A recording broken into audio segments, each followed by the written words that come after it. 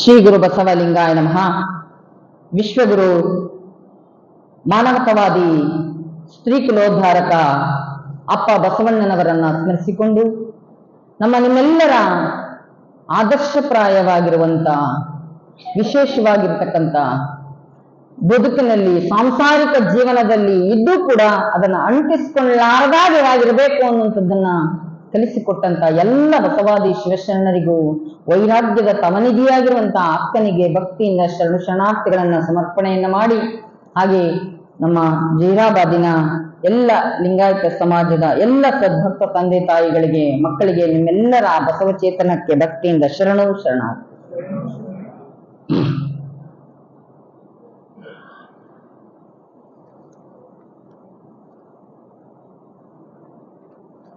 ಶರಣರ ಬದುಕು, ಜೀವನ, ಸಾಧನೆಗಳನ್ನ ನಾವು ಅವಲೋಕನ ಮಾಡ್ತಾ ಹೋದ್ರೆ ಹಲವಾರು ರೀತಿಯಾಗಿರ್ತಕ್ಕಂಥ ಸಾಗರದೊಳಗಿನ ಮುತ್ತಿನಂತೆ ಅವೆಲ್ಲವೂ ಕೂಡ ನಮಗೆ ದೊರಕುವಂಥದ್ದು ಅನ್ನುವಂಥದ್ದು.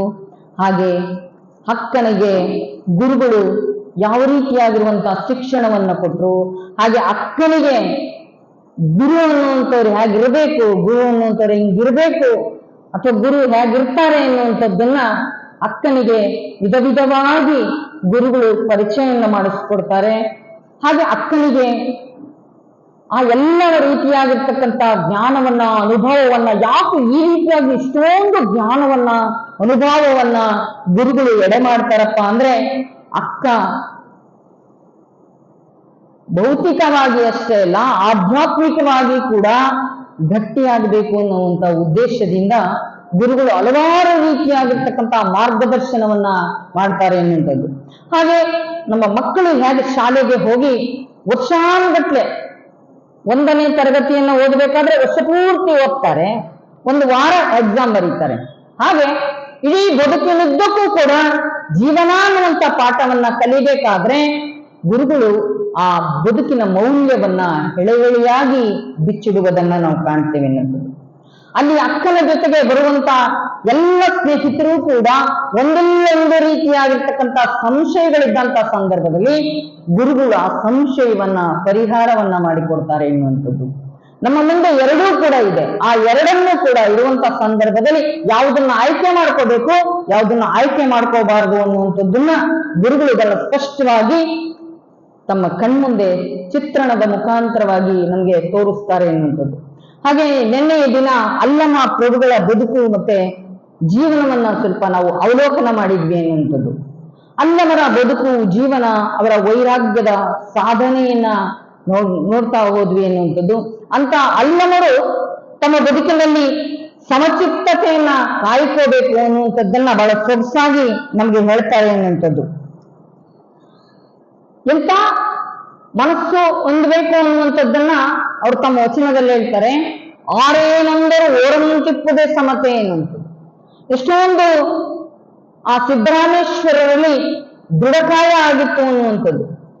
ಅವರನ್ನ ವ್ಯೋಮಕಾಯ ಅನ್ನುವಂಥದ್ದನ್ನು ಕೂಡ ಹೇಳ್ತಾರೆ. ಹಾಗೆ ಮಂತ್ರಸಿದ್ಧಿಯನ್ನ ಪಡ್ಕೊಂಡಂತ ಆ ಸಮತೆಯ ಗಾರುಡಿಗ ಅನ್ನುವಂಥದ್ದನ್ನು ಕೂಡ ಹೇಳ್ತಾರೆ. ಅವರ ಸಾಧನೆಯ ಹಾಗೆಯೇ ವಿಶೇಷವಾಗಿರ್ತಕ್ಕಂಥದ್ದನ್ನ ನಾವು ನೋಡ್ತೇವೆ. ಹಾಗೆ ಆರೇನಂದರು ಓರಂತಿಪ್ಪದ ಸಮತೆ, ಆರು ಜವಿದರು ಅವರನ್ನ ಮನದ ಕಾಳಿಕೆಯ ಕಳೆಯುವುದೇ ಸಮತೆ, 6 ಸ್ತೋತ್ರ ಮಾಡಿದರೆ ಅವರು ಜನ್ಮದ ಹಗೆಗಳನ್ನು ಕಳೆಯುವರೆಂಬುದೇ ಸಮತೆ, ಇಂತಿ ಗುರುಕಾರುಣ್ಯ ಮನ ವಚನ ಕಾಯದಲ್ಲಿ ಅಹಿತವಿಲ್ಲದೆ ಕಪಿಲ ಸಿದ್ಧ ಮಲ್ಲಿಕಾರ್ಜುನ ನಿಮ್ಮವರ ನೀವೆಂಬುದೇ ಸಮತೆ. ಯಾರು ಏನೇ ಅಂದ್ರೂ ಕೂಡ ಅವರು ನನ್ನ ಮನಸ್ಸಿನ ಮಲಿನತೆಗಳನ್ನ ಕಳೀತಾ ಇದ್ದಾರೆ ಅಂತೇಳಿ ನಾನು ಭಾವಿಸ್ಕೊಳ್ತೀನಿ ಅಂತಾರಲ್ಲ ಶಿವಯೋಗಿ ಸಿದ್ದರಾಮೇಶ್ವರರು. ಹಾಗೆ ಗುರುಗಳು ಹಲವಾರು ರೀತಿಯಾಗಿರುವಂತಹ ಅಕ್ಕನಿಗೆ ಉದಾಹರಣೆಯ ಕೊಡ್ತಾ ಭೌತಿಕವಾಗಿರುವಂತಹ ಮಲಿನತೆಗಳ ಜೊತೆಗೆ ಮನಸ್ಸಿನ ಮಲಿನತೆಗಳನ್ನ ಕಳ್ಕೋಬೇಕು. ಹಾಗಾದ್ರೆ ನಮಗೆ ನಾವೇ ಕಳ್ಕೊಳ್ಳೋಕೆ ಬರ್ತದೆ ಇಲ್ಲ, ನಾವು ಕಳ್ಕೋತೀವಿ. ಆದ್ರೆ ಹಲವಾರು ಜನರ ಮುಖಾಂತರವಾಗಿ ನಮ್ಮ ಮಲಿನತೆಗಳನ್ನ ಕಳ್ಕೋಬೇಕು ಅನ್ನುವಂಥದ್ದು. ಒಂದ್ ಕಡೆ ಅನುಭಾವಿಗಳು ಹೇಳ್ತಾರೆ, ಒಂದು ಮಗು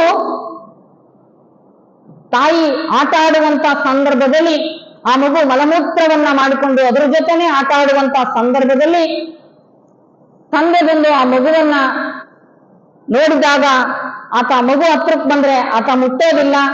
ತಾಯಿ ಆದಂತವಳು ಅದ್ಯಾವುದನ್ನು ಕೂಡ ಲೆಕ್ಕಿಸದೆ ಆ ಮಗುವನ್ನ ಶುಚಿರ್ಭೂತಗೊಳಿಸಿ ಸ್ನಾನ ಮಾಡಿ ಆ ಮಗುವಿಗೆ ಅಲಂಕಾರವನ್ನ ಮಾಡ್ತಾಳೆ. ಹಾಗೆ ಗುರು ನಮ್ಮಲ್ಲಿರುವಂತ ಎಲ್ಲ ಅಂಗ ಗುಣಗಳನ್ನ ಆ ಮಾಯಾ ಪ್ರಪಂಚವನ್ನ ಬಿಡಿಸಿ ಆ ಸತ್ಪಥದತ್ತ ಒಯ್ಯೋದಕ್ಕೆ ಹಲವಾರು ಗುಣಲಕ್ಷಣಗಳನ್ನ ನಮ್ಮ ಬದುಕಿನಲ್ಲಿ ಜೀವನದಲ್ಲಿ ನಾವು ಹೇಗೆ ಅಳವಡಿಸ್ಕೋಬೇಕು ಅನ್ನುವಂಥದ್ದನ್ನ ಕಲಿಸ್ಕೊಡ್ತಾರೆ. ಹಾಗೆ ಮತ್ತೆ ಇನ್ನೂ ತುಂಬಾ ಮಾರ್ಮಿಕವಾಗಿ ತಿಳಿಸ್ಕೊಡ್ತಾರೆ. ಆ ತಾಯಿ ಮಗುವನ್ನ ಹೇಗೆ ಸ್ವಚ್ಛ ಮಾಡಿದ್ಲೋ ಹಾಗೆ ನಮ್ಮ ಆಸುಪಾಸಿನಲ್ಲಿರೋರು ಕೂಡ ನಮ್ಮಲ್ಲಿರುವಂತಹ ದುರ್ಗುಣಗಳನ್ನ ಆ ರೀತಿಯಾಗಿ ಹೇಳ್ತಾರೆ. ಆ ಮಲವನ್ನ ಯಾವ ರೀತಿಯಾಗಿ ತಾಯಿ ತೊಳೆದೋ ಹಾಗೆ ನನ್ನ ಮನಸ್ಸಲ್ಲಿರ್ತಕ್ಕಂಥವ್ರು ಕೂಡ ನನ್ನ ಆಸುಪಾಸಿನಲ್ಲಿರ್ತಕ್ಕಂಥವ್ರು ನಮ್ಮನ್ನು ಅನ್ನೋದು ಆಡೋದ್ರ ಮುಖಾಂತರವಾಗಿ ನಮ್ಮನ್ನು ಮತ್ತಷ್ಟು ದೃಢಪಡಿಸ್ತಾರೆ ಎನ್ನುವಂಥದ್ದನ್ನ ಅನುಭಾವಿಗಳು ಹೇಳ್ತಾರೆ ಅನ್ನುವಂಥದ್ದು. ಅದಕ್ಕೆ 6 ಜರಿದರು ಅವರ ಮನದ ಕಾಳಿಕೆಯ ನನ್ನ ಮನಸ್ಸಿನ ಕೊಳೆಯನ್ನ ತೆಗೆದ್ರು, ಅದನ್ನ ಶುಚಿಗೊಳಿಸಿದ್ರು ಅಂತ ಹೇಳ್ತಾರೆ. ಆ ರೀತಿಯಾಗಿರುವಂತಹ ಸಂದರ್ಭಗಳು ಬಂದ್ರೆ ಯಾರಾದ್ರೂ ಏನಾದ್ರು ಅಂದಂತ ಸಂದರ್ಭದಲ್ಲಿ ನನ್ನ ಮನಸ್ಸು ವಿಚಲಿತ ಆಗಬಾರದು, ಸಮಚಿತ್ತವಾಗಿರ್ಬೇಕು ಅನ್ನುವಂಥದ್ದನ್ನ ಹೇಳ್ತಾರೆ. ಹಾಗೆ ಯಾರಾದ್ರೂ ನನ್ನನ್ನ ಸ್ತುತಿಯನ್ನ ಮಾಡಿದ್ರೆ ನನ್ನ ಜನ್ಮಾಂತರಗಳನ್ನ ಎಲ್ಲ ನನ್ಗೇನು ಅಂಟಿಕೊಂಡಿತ್ತೋ ಅದೆಲ್ಲವನ್ನೂ ಕೂಡ ಕಳೀತಾರೆ ಅನ್ನುವಂಥದ್ದು.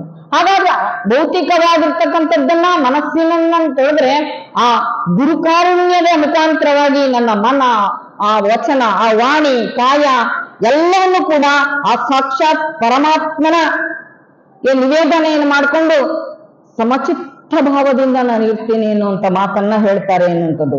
ಅದಕ್ಕೋಸ್ಕರವಾಗಿ ಅಂತ ಸಮಚಿತ್ತ ಭಾವವನ್ನ ಹೇಗೆ ಅಳವಡಿಸ್ಕೋಬೇಕು ಅನ್ನುವಂಥದ್ದನ್ನ ಗುರುಗಳು ಅಕ್ಕನಿಗೆ ಹಲವಾರು ರೀತಿಯಾಗಿರ್ತಕ್ಕಂಥ ಪಾಠವನ್ನ ಹೇಳುವುದರ ಮುಖಾಂತರವಾಗಿ ತಿಳಿಸ್ಕೊಡ್ತಾರೆ ಅನ್ನುವಂಥದ್ದು.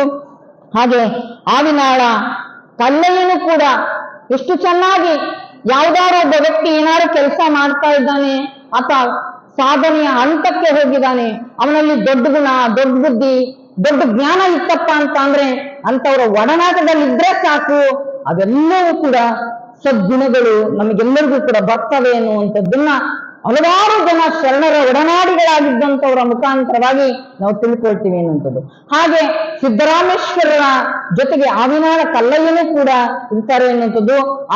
ಅವರ ಅನುಭವಾಮೃತವನ್ನ ಹಲವಾರು ರೀತಿಯಾಗಿ ಅವರು ತಿಳಿಸ್ಕೊಡ್ತಾರೆ. ಹಾಗೆ ನನ್ನ ಮನಸ್ಸಿನ ಆ ಶೋಧನೆಯ ಮುಖಾಂತರವಾಗಿ ನಾನು ಮನಸ್ಸನ್ನ ಶೋಧಿಸ್ಕೊಳ್ತೀನಿ. ಹಲವಾರು ರೀತಿಯಾಗಿರ್ತಕ್ಕಂಥ ವಸ್ತುಗಳನ್ನ, ಪದಾರ್ಥಗಳನ್ನ ಶೋಧಿಸ್ತೀವಿ, ಸ್ವಚ್ಛ ಮಾಡ್ತೀವಿ. ಹಾಗೆ ಆ ಶಿವಯೋಗದ ಮುಖಾಂತರವಾಗಿ ನನ್ನ ಕಾಯ, ಮನ, ಭಾವವನ್ನ ನಾನು ಶೋಧಿಸಿಕೊಂಡು ಪರಿಶುದ್ಧನಾದೆ. ಅವರ ಒಡನಾಟದಲ್ಲಿದ್ದು ಅವರು ಹಲವಾರು ರೀತಿಯಾಗಿರುವಂತಹ ಯೋಗ ಸಾಧನೆ ಮಾಡಿರೋ ಜೊತೆಗಿರೋದ್ರಿಂದ ಆ ಕಲ್ಲಯ್ಯನಿಗೆ ಹಲವಾರು ರೀತಿಯಾಗಿರ್ತಕ್ಕಂಥ ಅನುಭವಗಳು ಆಗುವಂಥದ್ದನ್ನ ನಾವು ನೋಡ್ತೇವೆ. ಅಂತ ಆವಿನಾಳ ಕಲ್ಲಯ್ಯನಿಗೂ ಕೂಡ ಗುರುಕರಣ ಮತ್ತೆ ಆ ಚರಣ ಸೇವೆಯಿಂದ ಆ ನನ್ನ ಭವದ ಬಳ್ಳಿಯೇ ಅರಿದು ಹೋಯ್ತು ಅನ್ನುವಂತ ಮಾತನ್ನು ಹೇಳ್ತಾರೆ. ಆ ಬೀಜವನ್ನ, ಎಂಥ ಬೀಜವನ್ನ ಬಿತ್ತಿದ್ರು ನನ್ನ ಬದುಕಿನಲ್ಲಿ ಅಂದ್ರೆ ಘನಮನವಾಗಿರುವಂತ ಆ ಪಥವನ್ನ ತೋರಿಸಿದಂತ ಗುರು ನನ್ನಲ್ಲಿ ಉದಯ ಆದ್ರು ಅನ್ನುವಂಥದ್ದು. ಭೌತಿಕವಾಗಿರುವಂತ ಗುರುವಿನ ಮುಖಾಂತರವಾಗಿ ಅಂತರಂಗದ ಆ ಪರಾತ್ಪರ ಪರವಸ್ತುವಿನ ಆದಿ ಅನಾದಿಯ ಮೂಲ ತತ್ವವನ್ನ ಆ ಗುರು ನನಗೆ ಕರುಣಿಸಿದ್ರು ಅನ್ನುವಂತ ಮಾತಾಡ್ತಾರೆ.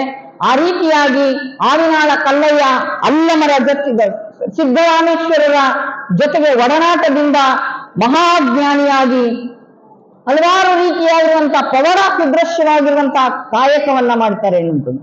ಯಾವ ವ್ಯಕ್ತಿಯನ್ನ ನಿಕೃಷ್ಟ ಅಂತ ಭಾವಿಸ್ತೀವೋ, ಯಾವ ವ್ಯಕ್ತಿಯ ಕೈಯಲ್ಲಿ ಆಗೋದಿಲ್ಲ ಅಂತ ಹೇಳ್ತೀವೋ ಅಂತವರ ಕೈಯಲ್ಲಿ ಶಿವಯೋಗಿಗಳು, ಶರಣರು ಸತ್ಕಾರ್ಯವನ್ನ ಮಾಡಿಸಿರ್ತಕ್ಕಂಥದ್ದನ್ನ ನಾವು ನೋಡ್ತೇವೆ ಅನ್ನೋಂಥದ್ದು. ನಾವು ಉರಿಲಿಂಗ ಪೆದ್ದಿ ಇದರಲ್ಲಿ ನೋಡಿದ್ವಲ್ಲ, ಆ ಪೆದ್ದನ ಕೈಲಿ ಏನು ಆಗಲ್ಲ ಅಂತ ಅಂದಾಗ ಗುರುಗಳು ನಿನ್ನಿಂದ ಇದು ನೀರು ಅಲ್ಲಿ ಉದ್ಭವ ಆಗ್ತದೆ, ಬಂಡೆಯನ್ನ ಒಡಿ ಅಂತ ಹೇಳಿ ಆತನ ಕೈಯಿಂದ ಸತ್ಕಾರ್ಯವನ್ನ ಹೇಗೆ ಮಾಡಿಸೋದು, ಹಾಗೆ ಆವಿನಾಳ ಕಲ್ಲಯ್ಯನ ಯೋಗ ಸಾಧನೆ ಸಿದ್ಧಿಯನ್ನ ಗುರುತಿಸಿ ಪ್ರಭುದೇವರು ಸಿದ್ದರಾಮೇಶ್ವರರು ಹಲವಾರು ರೀತಿಯಾಗಿರುವಂತಹ ಮಾರ್ಗದರ್ಶನ ಮಾಡ್ತಾರೆ.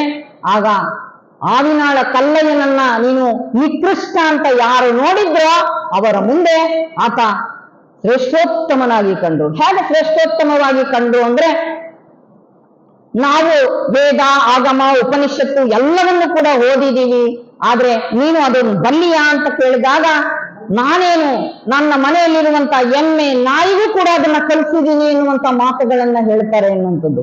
ಸಾಧನೆ ಎನ್ನುವಂಥದ್ದು, ಆ ಏಕನಿಷ್ಠೆ ಎನ್ನುವಂಥದ್ದು ಗಟ್ಟಿಗೊಂಡಾಗ ಅಸಾಧ್ಯವಾದದ್ದನ್ನ ಸಾಧಿಸಬಹುದು ಅನ್ನುವಂಥದ್ದು ಎಂಥ ನಿದರ್ಶನ. ಆದಿನಾಳ ಕಲ್ಲಯ್ಯನ ಮನೆಯಲ್ಲಿರುವಂತಹ ಎಮ್ಮೆ ಮತ್ತು ನಾಯಿ ವೇದವನ್ನ ಓದಿತು ಅನ್ನುವಂಥ ಮಾತನ್ನ ಕೇಳ್ತೇವೆ ಎನ್ನುವಂಥದ್ದು. ಪಶು ಪಕ್ಷಿ ಪ್ರಾಣಿಗಳಲ್ಲಿಯೂ ಕೂಡ ಪರಮಾತ್ಮನ ನಾಮಸ್ಮರಣೆ ಆಗಬೇಕು ಅನ್ನುವಂತ ನಿಟ್ಟಿನಲ್ಲಿ ಶರಣರು ಇಡೀ ಸಕಲ ಚರಾಚರದಲ್ಲೂ ಕೂಡ ಭಗವಂತ ಇದ್ದಾನೆ ಎನ್ನುವಂತ ಭಾವದಿಂದ ಅವರು ಎಂತ ಸಂಸ್ಕಾರವನ್ನ ಕೊಡ್ತಾರೆ ಎನ್ನುವಂಥದ್ದು. ಈ ಭೂಮಿ ಮೇಲೆ ಬದುಕುವಂತ ಪ್ರಾಣಿ ಪಕ್ಷಿಗಳಿಗೆ ಸಂಸ್ಕಾರವನ್ನು ಕೊಟ್ಟು ಅವರಿಂದ ಆ ಜ್ಞಾನವನ್ನ ಸ್ಫುರಿಸುವಂತದ್ದನ್ನ ನೋಡ್ತೇವೆ. ಏನೆಲ್ಲ ರೀತಿಯಾಗಿರ್ತಕ್ಕಂಥ ಶರಣರು, ಸಂತರು, ಯೋಗಿಗಳು, ತಪಸ್ವಿಗಳು 900,000 ವರ್ಷದಿಂದಲೂ ಕೂಡ ನಮಗೆ ತಿದ್ದುತ್ತಾ ತೀಡುತ್ತಾ ನಮ್ಮೆಲ್ಲರಿಗೂ ಕೂಡ ಬದುಕನ್ನ ಹಸನಾಗಿಸಿಕೊಳ್ಳುವಂತ ರೀತಿಯನ್ನ ಕಲಿಸಿದ್ರೂ ಕೂಡ ಇವತ್ತು ನಾವು ಬದಲಾಗ್ತಾ ಇಲ್ಲ ಅಂದ್ರೆ ನಾವು ಎಷ್ಟು ಅಂಧಾನುಕರಣೆಗೆ ನಾವು ಒಳಗಾಗಿದ್ದೇವೆ ಎನ್ನುವಂಥದ್ದನ್ನ ಕೇಳಿ ಬಹಳ ನೋವಾಗ್ತದೆ ಎನ್ನುವಂಥದ್ದು.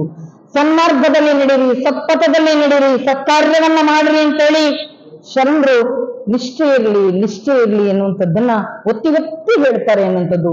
ಅಂತ ಲಿಂಗ ನಿಷ್ಠೆ ನಮ್ಮಲ್ಲಿ ಕರಿಗೊಳ್ಳಬೇಕಾಗ್ತದೆ ಎನ್ನುವಂಥದ್ದು. ಕೆಲವೊಮ್ಮೆ ಶರಣರು ಎಷ್ಟೊಂದು ನಿಷ್ಠೂರವಾಗಿ ಹೇಳ್ತಾರೆ ಎನ್ನುವಂಥದ್ದು.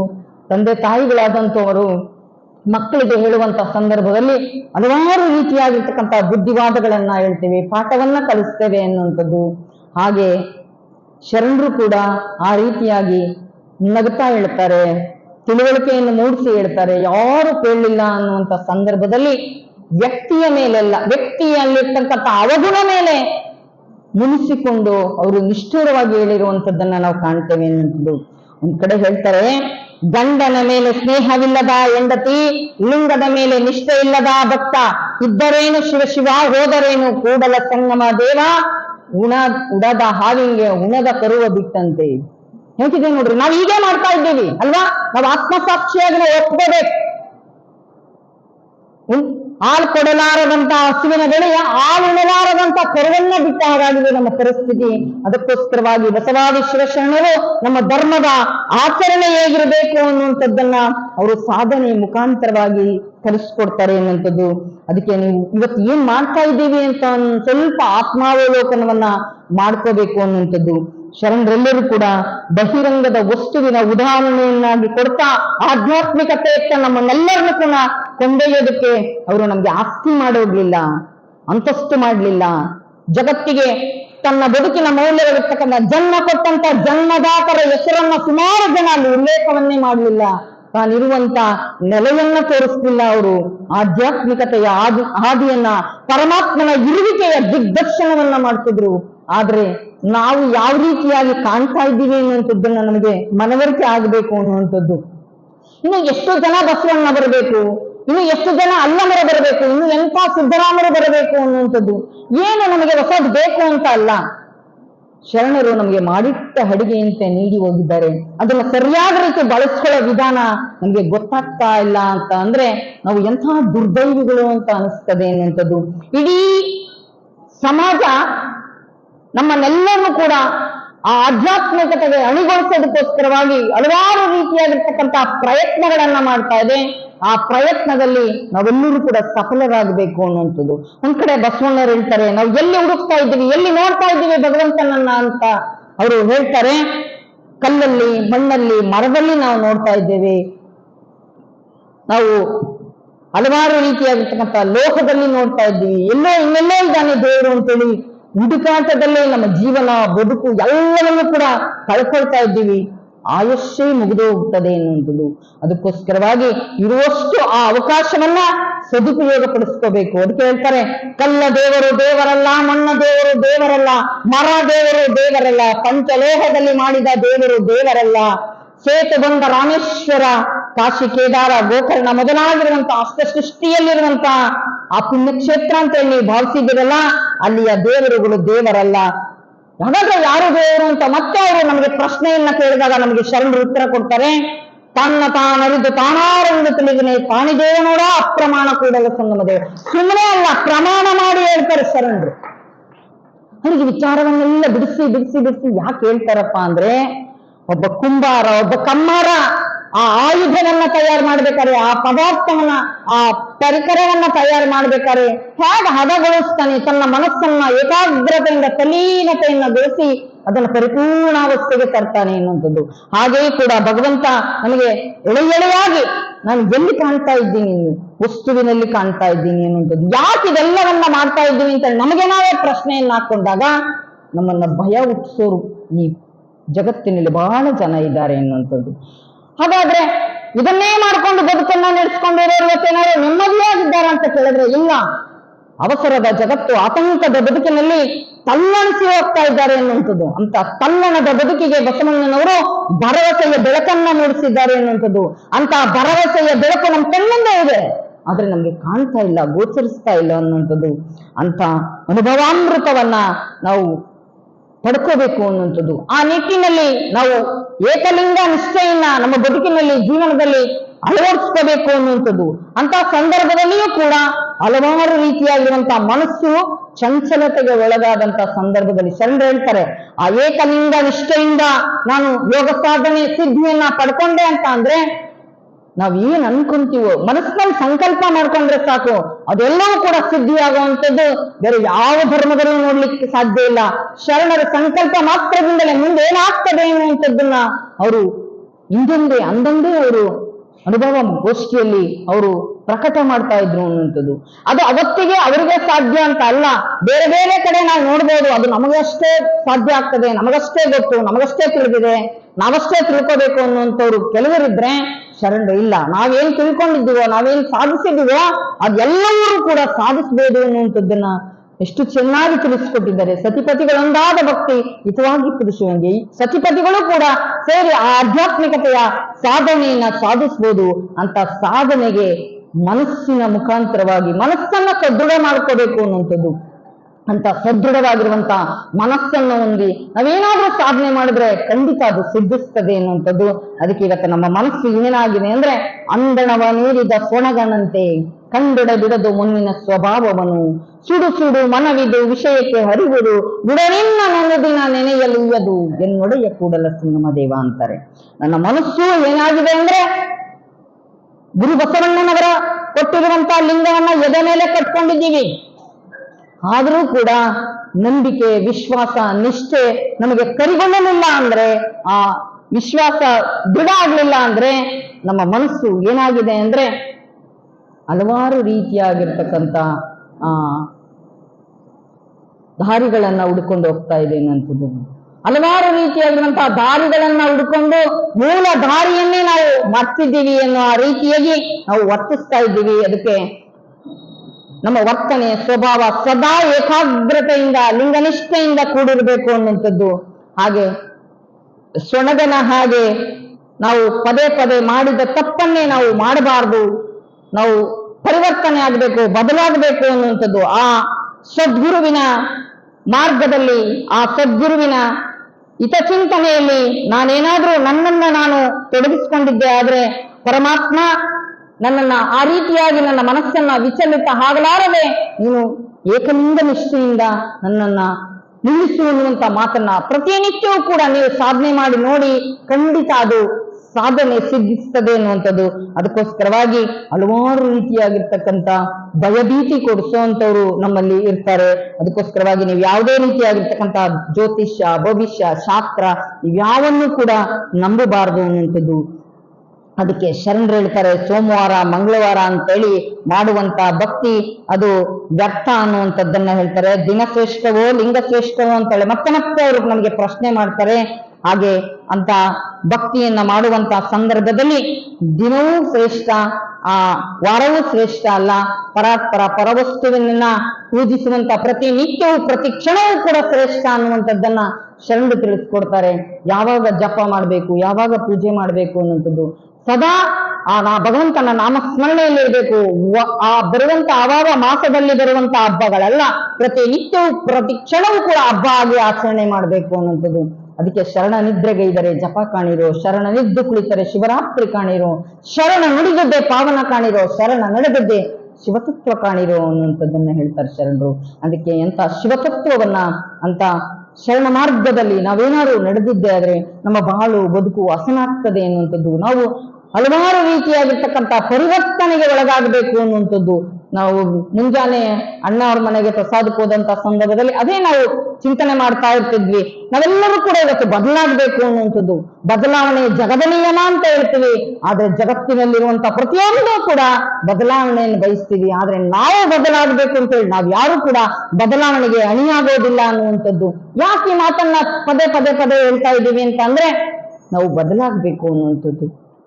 ಹಿಂದೆ ನಾವೆಲ್ಲ ಮಾಡ್ಕೊಂಡ್ ಬಂದಿದ್ವಿ ಅಂತ ಅಂದ್ರೆ ಇಂದಿನ ಬದುಕನ್ನ ಬದುಕನ್ನ ನಾವೇನಾದ್ರೂ ಕೂಡ ಆ ರೀತಿಯಾಗಿ ಬದುಕನ್ನ ನಡೆಸ್ತಾ ಇದ್ದೀವಿ ಅಂತ ಕೇಳಿದ್ರೆ ಇಲ್ಲ. ನಮ್ಮ ಬದುಕಿನ ಪ್ರತಿಯೊಂದು ಕೂಡ ಬದಲಾಗಿದೆ. ಆದ್ರೆ ನಮ್ಮ ಧರ್ಮದ ಆ ವೈಚಾರಿಕತೆಯ ಬದಲಾವಣೆ ಯಾಕೆ ಆಗಲ್ಲ ಅಂತೇಳಿ ನಮಗೆ ನಾವೇ ಪ್ರಶ್ನೆ ಮಾಡ್ಕೋಬೇಕು ಅನ್ನುವಂಥದ್ದು. ಆ ರೀತಿಯಾಗಿ ಧರ್ಮಕ್ಕೆ ಸಮಾಜಕ್ಕೆ ನಾವು ವಂಚನೆ ಮಾಡಿದಂಗಾಗ್ತದೆ ಎನ್ನುವಂಥದ್ದು. ಇದನ್ನ ನಮ್ಮ ಆತ್ಮಸಾಕ್ಷಿ ಒಪ್ಪೋದಿಲ್ಲ ಅಂತೇಳಿ ಶರಣರು ಹೇಳ್ತಾರೆ. ಆತ್ಮಸಾಕ್ಷಿ ಒಪ್ಪೋ ಹಾಗೆ ಬದುಕನ್ನ ನಡೆಸಬೇಕು ಅನ್ನುವಂಥದ್ದು. ಅಕ್ಕನಿಗೆ ಗುರುಗಳು ಆತ್ಮಸಾಕ್ಷಿ ಒಪ್ಪೋ ಹಾಗೆ ನೀನು ಬದುಕನ್ನ ನಡೆಸಬೇಕು ಅನ್ನುವಂಥದ್ದನ್ನ ಹಲವಾರು ರೀತಿಯಾಗಿರ್ತಕ್ಕಂಥ ಆ ಲಗ್ನವನ್ನ ನೋಡುವಂಥದ್ದಿರ್ಬೋದು, ಇದು ವಿಜ್ಞಾನ ಅನ್ನುವಂಥದ್ದು. ಹಲವಾರು ರೀತಿಯಾಗಿರ್ತಕ್ಕಂಥ ನಮ್ಗೆ ದಿಕ್ ತಪ್ಪಿಸೋ ಜನ ಇರ್ತಾರೆ. ಇಂತಿಷ್ಟೇ ಟೈಮಿಗೆ ಮನೆ ಬಿಟ್ಟು ಹೋಗ್ಬೇಕು, ಇಂತಿಷ್ಟ ಟೈಮಿಗೆ ನೀವು ಹೋಗ್ಬಾರ್ದು, ನಿನಗೆ ಅನಾಹುತ ಆಗ್ತದೆ ಅನ್ನುವಂಥದ್ದು. ಅದ್ಯಾವುದು ಕೂಡ ನಂಬಬಾರ್ದು ಅನ್ನುವಂಥದ್ದನ್ನ ಶರಣರು ಲಗ್ನ ವಿಘ್ನ ದುರಿತ ಇವೆಲ್ಲವೂ ಕೂಡ ಯಾವುದು ಕೂಡ ನಂಬಬೇಡ್ರಿ ಅನ್ನುವಂಥದ್ದನ್ನ ನೀನು ಈ ಎಲ್ಲ ಭವಕರ್ಮ ಪಾಶವನ್ನ ಅರ್ಕೋಬೇಕಾದ್ರೆ ಶಿವಯೋಗ ಸಾಧನೆ ಮುಖಾಂತರವಾಗಿ ಶುಭಗಳಿಗೆ ಶುಭವಾರ ಶುಭ ದಿನವೂ ಕೂಡ ಆಗಿರ್ತದೆ, ಪ್ರತಿನಿತ್ಯವೂ ಕೂಡ ಶುಭವೇ ಆಗಿರ್ತದೆ ಅನ್ನುವಂಥದ್ದು. ಅದಕ್ಕೆ ಹೇಳ್ತಾರೆ ಮಾಡುವ ಮನ ಅದು ಮಹಾಮನವಾಗಿರ್ಬೇಕು, ಘನಮನವಾಗಿರ್ಬೇಕು. ಅಂತವ್ರ ಏನ್ ಅನ್ಕೋತೀವೋ ಅದೆಲ್ಲವೂ ಕೂಡ ಸಾಧ್ಯ ಆಗ್ತದೆ, ಅದನ್ನ ಸಾಧಿಸಿ ತೋರಿಸಿದ್ರು ಅನ್ನುವಂಥದ್ದು. ಅದಕ್ಕೆ ಹೇಳ್ತಾರೆ ಎಮ್ಮವರು ಬೆಸಗೊಂಡರೆ ಶುಭಲಗ್ನವೇನಿರಯ್ಯ, ರಾಶಿಕೂಟ ಋಣ ಸಂಬಂಧ ಉಂಟೆಂದು ಹೇಳಿರಯ್ಯ, ತಾರಾಬಲ ಚಂದ್ರಬಲ ಅದ್ಯಾವು ಕೂಡ ನೀವು ನೋಡಕ್ ಹೋಗ್ಬೇಡ್ರಿ. ನೀವು ಯಾವತ್ತ ನೀವು ಮಾಡ್ಬೇಕು ಅಂತ ನೀವು ಸಂಕಲ್ಪವನ್ನು ಮಾಡ್ಕೊಳ್ತೀರಾ ಹಾಗೆ ಮಾಡಿ ಅನ್ನುವಂಥದ್ದು. ಉದಾಹರಣೆಗೆ ನಾವು ಒಂದು ಊರಿಗೆ ಹೋಗಿದ್ವಿ. ಅವ್ರೇನ್ ಮಾಡಿದ್ರು, ಯಾರೋ ಒಬ್ಬ ಜ್ಯೋತಿಷಿಯನ್ನ ಕೇಳಿದ್ರು. ಅವರ ಮಕ್ಕಳು ವಯಸ್ಸು ಬಂದಿದ್ರು, ಮದುವೆ ಮಾಡ್ಬೇಕು ಅಂತೇಳಿ. ಆ ಕಡೆ ಏನಪ್ಪಾ ಅಂದ್ರೆ ಮದುವೆ ಮಾಡ್ಬೇಕು ಅಂದ್ರೆ ಮನೆ ಚೆನ್ನಾಗಿರ್ಬೇಕು, ಆ ರೀತಿಯಾಗಿರುವಂತ ಆಲೋಚನೆಯನ್ನು ಮಾಡಿ ಒಬ್ಬ ಪುರೋಹಿತರ ಹತ್ರ ಹೋಗಿ ನಾವು ಮನೆ ಕಟ್ಟಬೇಕು ಅಂತ ಇದ್ದೀವಿ ಸ್ವಾಮಿ, ಏನ್ ಮಾಡ್ಲಿ ಅಂತ ಕೇಳಿದ್ರೆ ಅವ್ರಂತಾರೆ ಈ ವರ್ಷ ಪೂರ್ತಿ ನೀನಿಗ್ ಚೆನ್ನಾಗಿಲ್ಲ, ನೀನ್ ಮನೆ ಕಟ್ಟಬೇಡ ಅಂತ. ಆಮೇಲೆ ಕೇಳಿದ್ರು ಹಿಂಗ್ ಮನೆ ಕಟ್ಟಬೇಕು ಅಂತ ಮಾಡಿದೀವಿ, ನಾನ್ದೆ ನಿನ್ನ ಹತ್ರ ಹಣ ಇದೆಯಲ್ವಾ, ನಿನಗ್ ಮಾಡುವಂತ ಮನ್ಸಿದೆ ತಾನೆ, ನೀನ್ ಪ್ರಾರಂಭ ಮಾಡು, ನೀವೆಲ್ಲ ಕೂಡ ಆಗ್ತದೆ ಅಂತ. ಅವ್ರು ಮನೆನೂ ಕಟ್ಟಿದ್ರು, ಆದಷ್ಟು ಬೇಗ ಮಕ್ಕಳ ಮದುವೆನೂ ಆಯ್ತು, ಈಗ ಬಹಳ ಚೆನ್ನಾಗಿದೆ. ಅವ್ರಂತಾರೆ ಅವ್ರವ್ರ ಮಾತು ಕೇಳಿ ನಾವು ಹಾಳಾಗಿ ಹೋಗ್ಬಿಡ್ತಿದ್ವಿ ತಾಯಿ, ಈಗ ನಾವು ನೆಮ್ಮದಿಯಾಗಿದ್ದೇವೆ ಅನ್ನುವಂಥದ್ದು. ಇಷ್ಟೋ ಹಲವಾರು ರೀತಿಯಾಗಿರುವಂತ ಘಟನೆಗಳನ್ನ ನಾವು ನೋಡ್ತೇವೆ ಅನ್ನುವಂಥದ್ದು. ಅದಕ್ಕೋಸ್ಕರವಾಗಿ ಈ ರೀತಿಯಾಗಿರ್ತಕ್ಕಂಥ ಯಾವುದನ್ನೂ ಕೂಡ ನಂಬಬಾರದು ಅನ್ನುವಂಥದ್ದು. ಎಷ್ಟೋ ಜನ ಆ ಮನೆಗಳನ್ನ ಬಿಡಿಸುವಂಥದ್ದು ಇರ್ಬೋದು, ಇಡೀ ಮನೆಯನ್ನ ಕತ್ತಲಾಗಿಸುವಂಥದ್ದು. ಮನೆಯನ್ನ ಕತ್ತಲಾಗಿಸುವಂತದ್ದಲ್ಲ, ನಮ್ಮ ಮನಸ್ಸನ್ನ ಬೆಳಗಿಸ್ಕೊಬೇಕು ಅನ್ನುವಂಥದ್ದು. ಆ ಮನಸ್ಸನ್ನ ಬೆಳಗಿಸ್ಕೊಂಡ್ವಿ ಅಂದ್ರೆ ಮನೆ ಮತ್ತು ಮನ ಎರಡೂ ಕೂಡ ಬೆಳಕಾಗ್ತದೆ ಎನ್ನುವಂಥದ್ದು. ಅಂತ ಬೆಳಕನ್ನ ತೋರಿಸುವಂತ ಗುರು ನಮ್ಮಲ್ಲೇ ಇರುವಾಗ ನಾವು ಯಾಕೆ ಅಲ್ಲಿ ಇಲ್ಲಿ ಹುಡುಕಬೇಕು ಅನ್ನುವಂಥದ್ದು. ಹುಡುಕೋದು ಅವಶ್ಯಕತೆ ಇಲ್ಲ. ಹುಡುಕಿ ಹುಡುಕಿ ನಾವೇನಾಗಿದ್ದೀವಿ ಅಂದ್ರೆ ಬಳಲಿ ಬೆಂಡಾಗಿದ್ದೀವಿ ಅನ್ನುವಂಥದ್ದು. ಯಾವುದಕ್ಕೆ ನಾವು ಕಾಣ್ಕೋಬೇಕು ಅದನ್ನ ನಾವು ಕಾಣ್ತಾ ಇಲ್ಲ ಅನ್ನುವಂಥ ಅಂತ ತೋರಿಸುವಂತ ನಿಟ್ಟಿನಲ್ಲಿ ಗುರುಮಾರ್ಗದಲ್ಲಿ ನಾವು ನಡೆದಿದ್ದೇ ಆದ್ರೆ, ನಾವು ಸನ್ಮಾರ್ಗದಲ್ಲಿ ನಡೆದ್ರೆ ಆ ಭವಪಾಶದಿಂದ ನಾವು ಹೊರಗೆ ಬರ್ತೀವಿ ಅನ್ನುವಂಥದ್ದು. ಅದಕ್ಕೋಸ್ಕರವಾಗಿ ಭಗವಂತ ಆ ರೀತಿಯಾಗಿ ಏನಾದ್ರೂ ನಾವು ಮಾಡಿದ್ದೇ ಆದ್ರೆ ಪರಮಾತ್ಮ ನಮ್ಮನ್ನ ಪರೀಕ್ಷೆ ಮಾಡ್ತಾನೆ ಅನ್ನುವಂಥದ್ದು. ಅಂತ ಪರೀಕ್ಷೆಗೆ ನಾವು ಒಳಗಾಗಲಾರದೆ ಹಲವಾರು ರೀತಿಯಾಗಿರ್ತಕ್ಕಂಥ ಶರಣರ ಮಾರ್ಗದರ್ಶನದಲ್ಲಿ ನಾವು ನಡೆಯಬೇಕು. ಸುಖ ಒಂದು ಕೋಟಿ ಬಂದಲ್ಲಿ ಬಸವಣ್ಣನ ನೆನೆಯುವುದು, ದುಃಖ ಒಂದು ಕೋಟಿ ಬಂದಲ್ಲಿ ಬಸವಣ್ಣನ ನೆನೆಯುವುದು ಅನ್ನುವಂತಾರೆ ಶರಣರು ಹೇಳ್ತಾರೆ. ಎಂಥದೇ ಸಂದರ್ಭ ಬಂದ್ರೂ ಕೂಡ ನಾವು ಧೃತಿಗೆಡಬಾರದು ಅನ್ನುವಂಥದ್ದನ್ನ ಶರಣರು ನಮ್ಗೆ ತಿಳಿಸ್ಕೊಡ್ತಾರೆ ಎನ್ನುವಂಥದ್ದು. ನಾವೇನ್ ಮಾಡ್ತೀವಿ, ಕಷ್ಟ ಬಂತು ಅಂದ ತಕ್ಷಣ ಹಲವಾರು ರೀತಿಯಾಗಿರ್ತಕ್ಕಂಥ ಮನಸ್ಸನ್ನ ವಿಚಲಿತವನ್ನ ಮಾಡಿಕೊಂಡು ನಾವು ಎತ್ತೆತ್ತಲು ಯಾರ್ಯಾರು ಏನೇನು ಹೇಳ್ತಾರೋ ಅದೆಲ್ಲವನ್ನು ಕೂಡ ಕೇಳ್ತೀವಿ. ಆದ್ರೆ ಏನಾದ್ರು ಪರಿಪೂರ್ಣತೆಯನ್ನೇನಾದ್ರೂ ಸಾಧಿಸಿದೇವ ಅಂತ ನೋಡಿದ್ರೆ ಇಲ್ಲ ಅನ್ನುವಂಥದ್ದು. ಅದಕ್ಕೆ ಅಂತ ಸದ್ಗುರುವಿನ ಸತ್ಪಥದಲ್ಲಿ ಸಾಗಬೇಕು ಅನ್ನುವಂಥದ್ದು, ನಮ್ಮ ಬದುಕಿನಲ್ಲಿ ನಾವು ವಿವೇಕವನ್ನ ನಾವು ಕಳ್ಕೋಬಾರದು ಅನ್ನುವಂಥದ್ದು, ಹಾಗೆ ನಾವು ಆಧ್ಯಾತ್ಮಿಕತೆಯನ್ನ ನಮ್ಮ ಬದುಕಿನಲ್ಲಿ ನಮ್ಮ ಜೀವನದಲ್ಲಿ ಅಳವಡಿಸ್ಕೋಬೇಕು ಅನ್ನುವಂಥದ್ದು. ಅಕ್ಕನಿಗೆ ಗುರುಗಳು ಹಲವಾರು ರೀತಿಯಾಗಿರ್ತಕ್ಕಂಥ ಉದಾಹರಣೆ ಸಹಿತವಾಗಿ ತಿಳಿಸ್ಕೊಡ್ತಾರೆ ಅನ್ನುವಂಥದ್ದು. ನಮ್ಮ ಬದುಕಿನಲ್ಲಿ ಯಾವುದು ಆಧ್ಯಾತ್ಮಿಕತೆ, ಯಾವುದು ಆ ಮಾನವೀಯತೆಯ ಮೌಲ್ಯ ಅನ್ನುವಂಥದ್ದನ್ನ ಶರಣರು ಎಷ್ಟು ಚೆನ್ನಾಗಿ ಬಹಳ ಸೂಕ್ಷ್ಮವಾಗಿ ಸರಳವಾಗಿ ನಮ್ಮ ಬದುಕಿನಲ್ಲಿ ಅಳವಡಿಸ್ಕೊಳ್ಳುವಂಥದ್ದನ್ನ ತಿಳಿಸ್ಕೊಡ್ತಾರೆ ಎನ್ನುವಂಥದ್ದು. ನಾವು ಯಾರಾದರೂ ನಮ್ಮ ಬದುಕಿನಲ್ಲಿ ನಮ್ಮ ಆಸುಪಾಸಿನಲ್ಲಿ ಬಹಳ ದುಃಖದಲ್ಲಿರುವಂತವ್ರಿಗೆ, ನೋವಿನಲ್ಲಿರ್ತಕ್ಕಂಥವ್ರಿಗೆ ಅವರಿಗೆ ಸಾಂತ್ವನವನ್ನ ಹೇಳುವುದರ ಮುಖಾಂತರವಾಗಿ ಕೂಡ ನಮ್ಮ ವಿವೇಕವನ್ನ, ಆ ಮಾನವೀಯ ಮೌಲ್ಯಗಳನ್ನ ಇಟ್ಕೊಂಡು ಅವ್ರಿಗೂ ಕೂಡ ಸಾಂತ್ವನವನ್ನ ಹೇಳುವಂತ ಕೆಲಸವನ್ನು ಮಾಡಬೇಕು. ಇನ್ನು ನಮ್ಮೊಟ್ಟಿಗೆ ಇರುವಂತವ್ರು ಯಾರಾದ್ರೂ ಹಲವಾರು ಜನ ಏನ್ ಮಾಡ್ತಾರೆ ಅಂದ್ರೆ ಬೇರೆಯವರ ದುಃಖವನ್ನ ನೋಡಿ, ಆ ಸಂಕಟವನ್ನ ನೋಡಿ ನಗುವುದು, ಅಸಹ್ಯ ಪಡೋದು ಮಾಡ್ತಾರೆ. ಅಂತ ಸಂದರ್ಭವನ್ನ ಯಾರು ಕೂಡ ಹೊಂದ್ಕೋಬಾರ್ದು ಅನ್ನುವಂಥದ್ದನ್ನ ಶರಣರು ಎಚ್ಚರಿಸ್ತಾರೆ. ಆದ್ರೆ ಆಧ್ಯಾತ್ಮಿಕತೆಯನ್ನ ನಮ್ಮ ಬದುಕಿನಲ್ಲಿ ಜೀವನದಲ್ಲಿ ಅಳವಡಿಸ್ಕೋಬೇಕಾದ್ರೆ ಇತರರಿಗೋಸ್ಕರವಾಗಿ ನಾವು ಬದುಕೋದಿದೆಯಲ್ಲ, ಇತರ ಒಳಿತನ್ನ ಬಯಸೋದಿದೆಯಲ್ಲ, ಅದು ಕೂಡ ಆಧ್ಯಾತ್ಮಿಕತೆ ಎನ್ನುವಂತ ಇದನ್ನ ಶರಣರು ಹೇಳ್ತಾರೆ. ಅದಕ್ಕೋಸ್ಕರವಾಗಿ ನಮ್ಮ ಆಲೋಚನೆ, ನಮ್ಮ ಚಿಂತನೆ ನಿಮ್ಗೆ ಏನು ಮಾಡಕ್ ಆಗ್ಲಿಲ್ಲ ಅಂದ್ರೂ ಕೂಡ ಆ ಕಷ್ಟದಲ್ಲಿರೋರ್ಗೆ ಸ್ಪಂದನೆಯನ್ನ ಮಾಡೋದಿದೆಯಲ್ಲ, ಅದು ಕೂಡ ಯಾರಾದ್ರೂ ಹಸ್ಕೊಂಡ್ ಬಂದಂತ ಒಬ್ಬ ವ್ಯಕ್ತಿಗೆ ಏನಾದ್ರೂ ಒಂದು ರೀತಿ ಪ್ರಸಾದವನ್ನು ಕೊಟ್ಟು, ನೀರನ್ನ ಕೊಟ್ಟು ಆತನಿಗೆ ಸಾಂತ್ವನ ಹೇಳೋದಿದೆಯಲ್ಲ, ಆತನಲ್ಲಿ ಏನಿದೆ ಅನ್ನುವಂಥದ್ದನ್ನ ಶೋಧಿಸುವಂಥದ್ದಿದೆಯಲ್ಲ, ಆ ಮನಸ್ಸಿನ ಮಾತನ್ನ ಕೇಳೋದಿದೆಯಲ್ಲ, ಅದೇ ಆಧ್ಯಾತ್ಮಿಕತೆ ಅಂತ ಹೇಳ್ತಾರೆ ಶರಣರು. ಆ ರೀತಿಯಾಗಿ ಸಂತೈಸಿದಾಗ, ಅವರು ಹೊಟ್ಟೆ ತುಂಬಿಸ್ಕೊಂಡಾಗ ಅವ್ರ ಮನಸ್ಸಲ್ಲಿ ಏನೋ ಒಂಥರ ನೋವು ಹೊರಗೆ ಬರ್ತದೆ. ಅವಾಗಂತ ಕೇಳುವಂತ ಮನಸ್ಥಿತಿ ನಮ್ದು ಇರಬೇಕು ಅನ್ನುವಂಥದ್ದನ್ನು ಶರಣರು ಹೇಳ್ತಾರೆ ಎನ್ನುವಂಥದ್ದು. ಇಂಥದ್ದೇ ನಮಗೂ ಕೂಡ ಕಷ್ಟ, ದುಃಖ, ನೋವು, ಸಮಸ್ಯೆ ಬಂದಂತ ಸಂದರ್ಭದಲ್ಲಿಯೂ ಕೂಡ ಇತರರ ನೋವಿಗೆ ಸ್ಪಂದಿಸೋದಿದೆಯಲ್ಲ, ಆ ಕೆಲಸವನ್ನ ಬಸವಾದಿ ಶಿವಶರಣರು ಮಾಡಿದ್ರು. ಆ ಸ್ಪಂದನೆಯೇ ಅಷ್ಟೊಂದು ಎತ್ತರಕ್ಕೆ ಕರ್ಕೊಂಡೋಗಿರ್ತಕ್ಕಂಥದ್ದನ್ನ ನಾವು ನೋಡ್ತೀವಿ ಅನ್ನುವಂಥದ್ದು. ಹಾಗೆ ಅವರು ಏನೋ ಅವ್ರ ಕಷ್ಟ, ಆ ಸಮಸ್ಯೆಯನ್ನ ಹೇಳ್ಕೊಂಡಂತ ಸಂದರ್ಭದಲ್ಲಿ ಧೈರ್ಯವನ್ನು ತುಂಬುವಂತ ಕೆಲಸವನ್ನ ಮಾಡಬೇಕು ಅನ್ನುವಂಥದ್ದು. ಇನ್ನೇನನ್ನ ಬದುಕನ್ನ ಕಳ್ಕೊಂಡ್ಬಿಟ್ಟೆ ಅನ್ನುವಂಥ ಸಂದರ್ಭದಲ್ಲಿ ಬದುಕಿಗೆ ಭರವಸೆಯೇ ಬೆಳಕನ್ನ ನೀಡಬೇಕು, ಭರವಸೆಯನ್ನ ಕೊಡಬೇಕು ಅನ್ನುವಂಥದ್ದು.